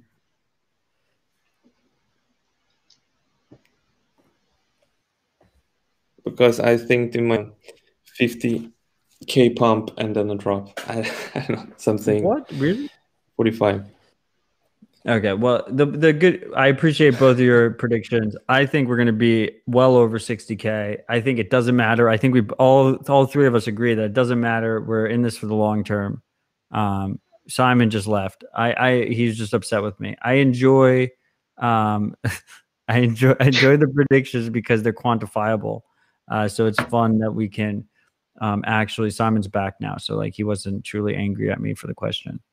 But I mean, I think we should just stack for the future, so it doesn't fucking matter. But I think that it's fun to speculate, and I think it's fun to speculate on, like as like this bull market, like people don't realize, like as this bull market progresses, there's going to be a lot of people that were like through the history of you being a Bitcoiner have been bullish on Bitcoin, who are going to sell their Bitcoin and say like we're done.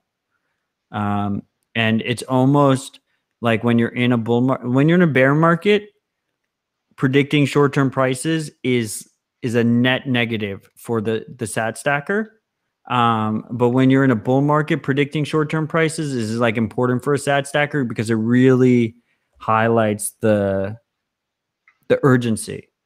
You know, like I really do think like in the next couple of months, like we're going to hit 100K. You know, like and if you don't continue keeping your foot on the pedal, like you're going to end up with way less Bitcoin than you would have otherwise. Yeah, no, you're totally right about that. It's the name of the game is accumulation of Bitcoin slowly over time as much as you can, and staying humble while you stack those sats.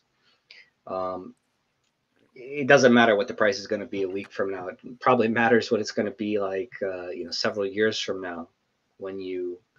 Right, it's all going to be negligible. Like no one cares if you bought it like 12K or 9K or 6K or 4K.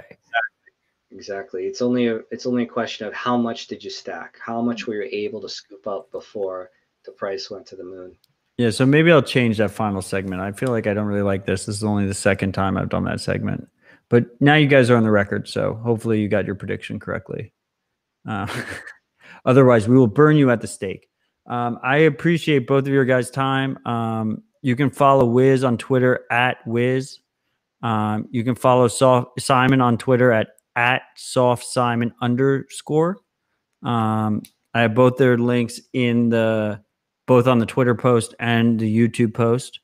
They're both the lead maintainers of mempool.space, so use their project. It is the fucking best. You can use Umbrel or Raspberry Blitz or Ronin Dojo, I think, coming soon, right, guys? To use Mempool on your own node. Yeah, we just shipped yesterday, Mempool and Umbrel. Yeah, fuck yes. Ronin Dojo, yeah. And my node is also running Mempool, but they're using the 1-year-old version, so it still works with transaction tracking, but doesn't have all the latest features and dashboard. So the two that have it right now are Umbrel and Raspberry Blitz, right? And you're trying to roll it out to the others. Yeah. Awesome. So you can do that, and you should do that. Practice self-sovereignty, and just a big thank you to both you, Simon and Wiz. Thank you, guys. I appreciate everything you guys do, and I look forward to having you back on Citadel Dispatch in the future. Thank you, Matt. Yeah, thanks for having us on the show. We love you, Matt. Much love here.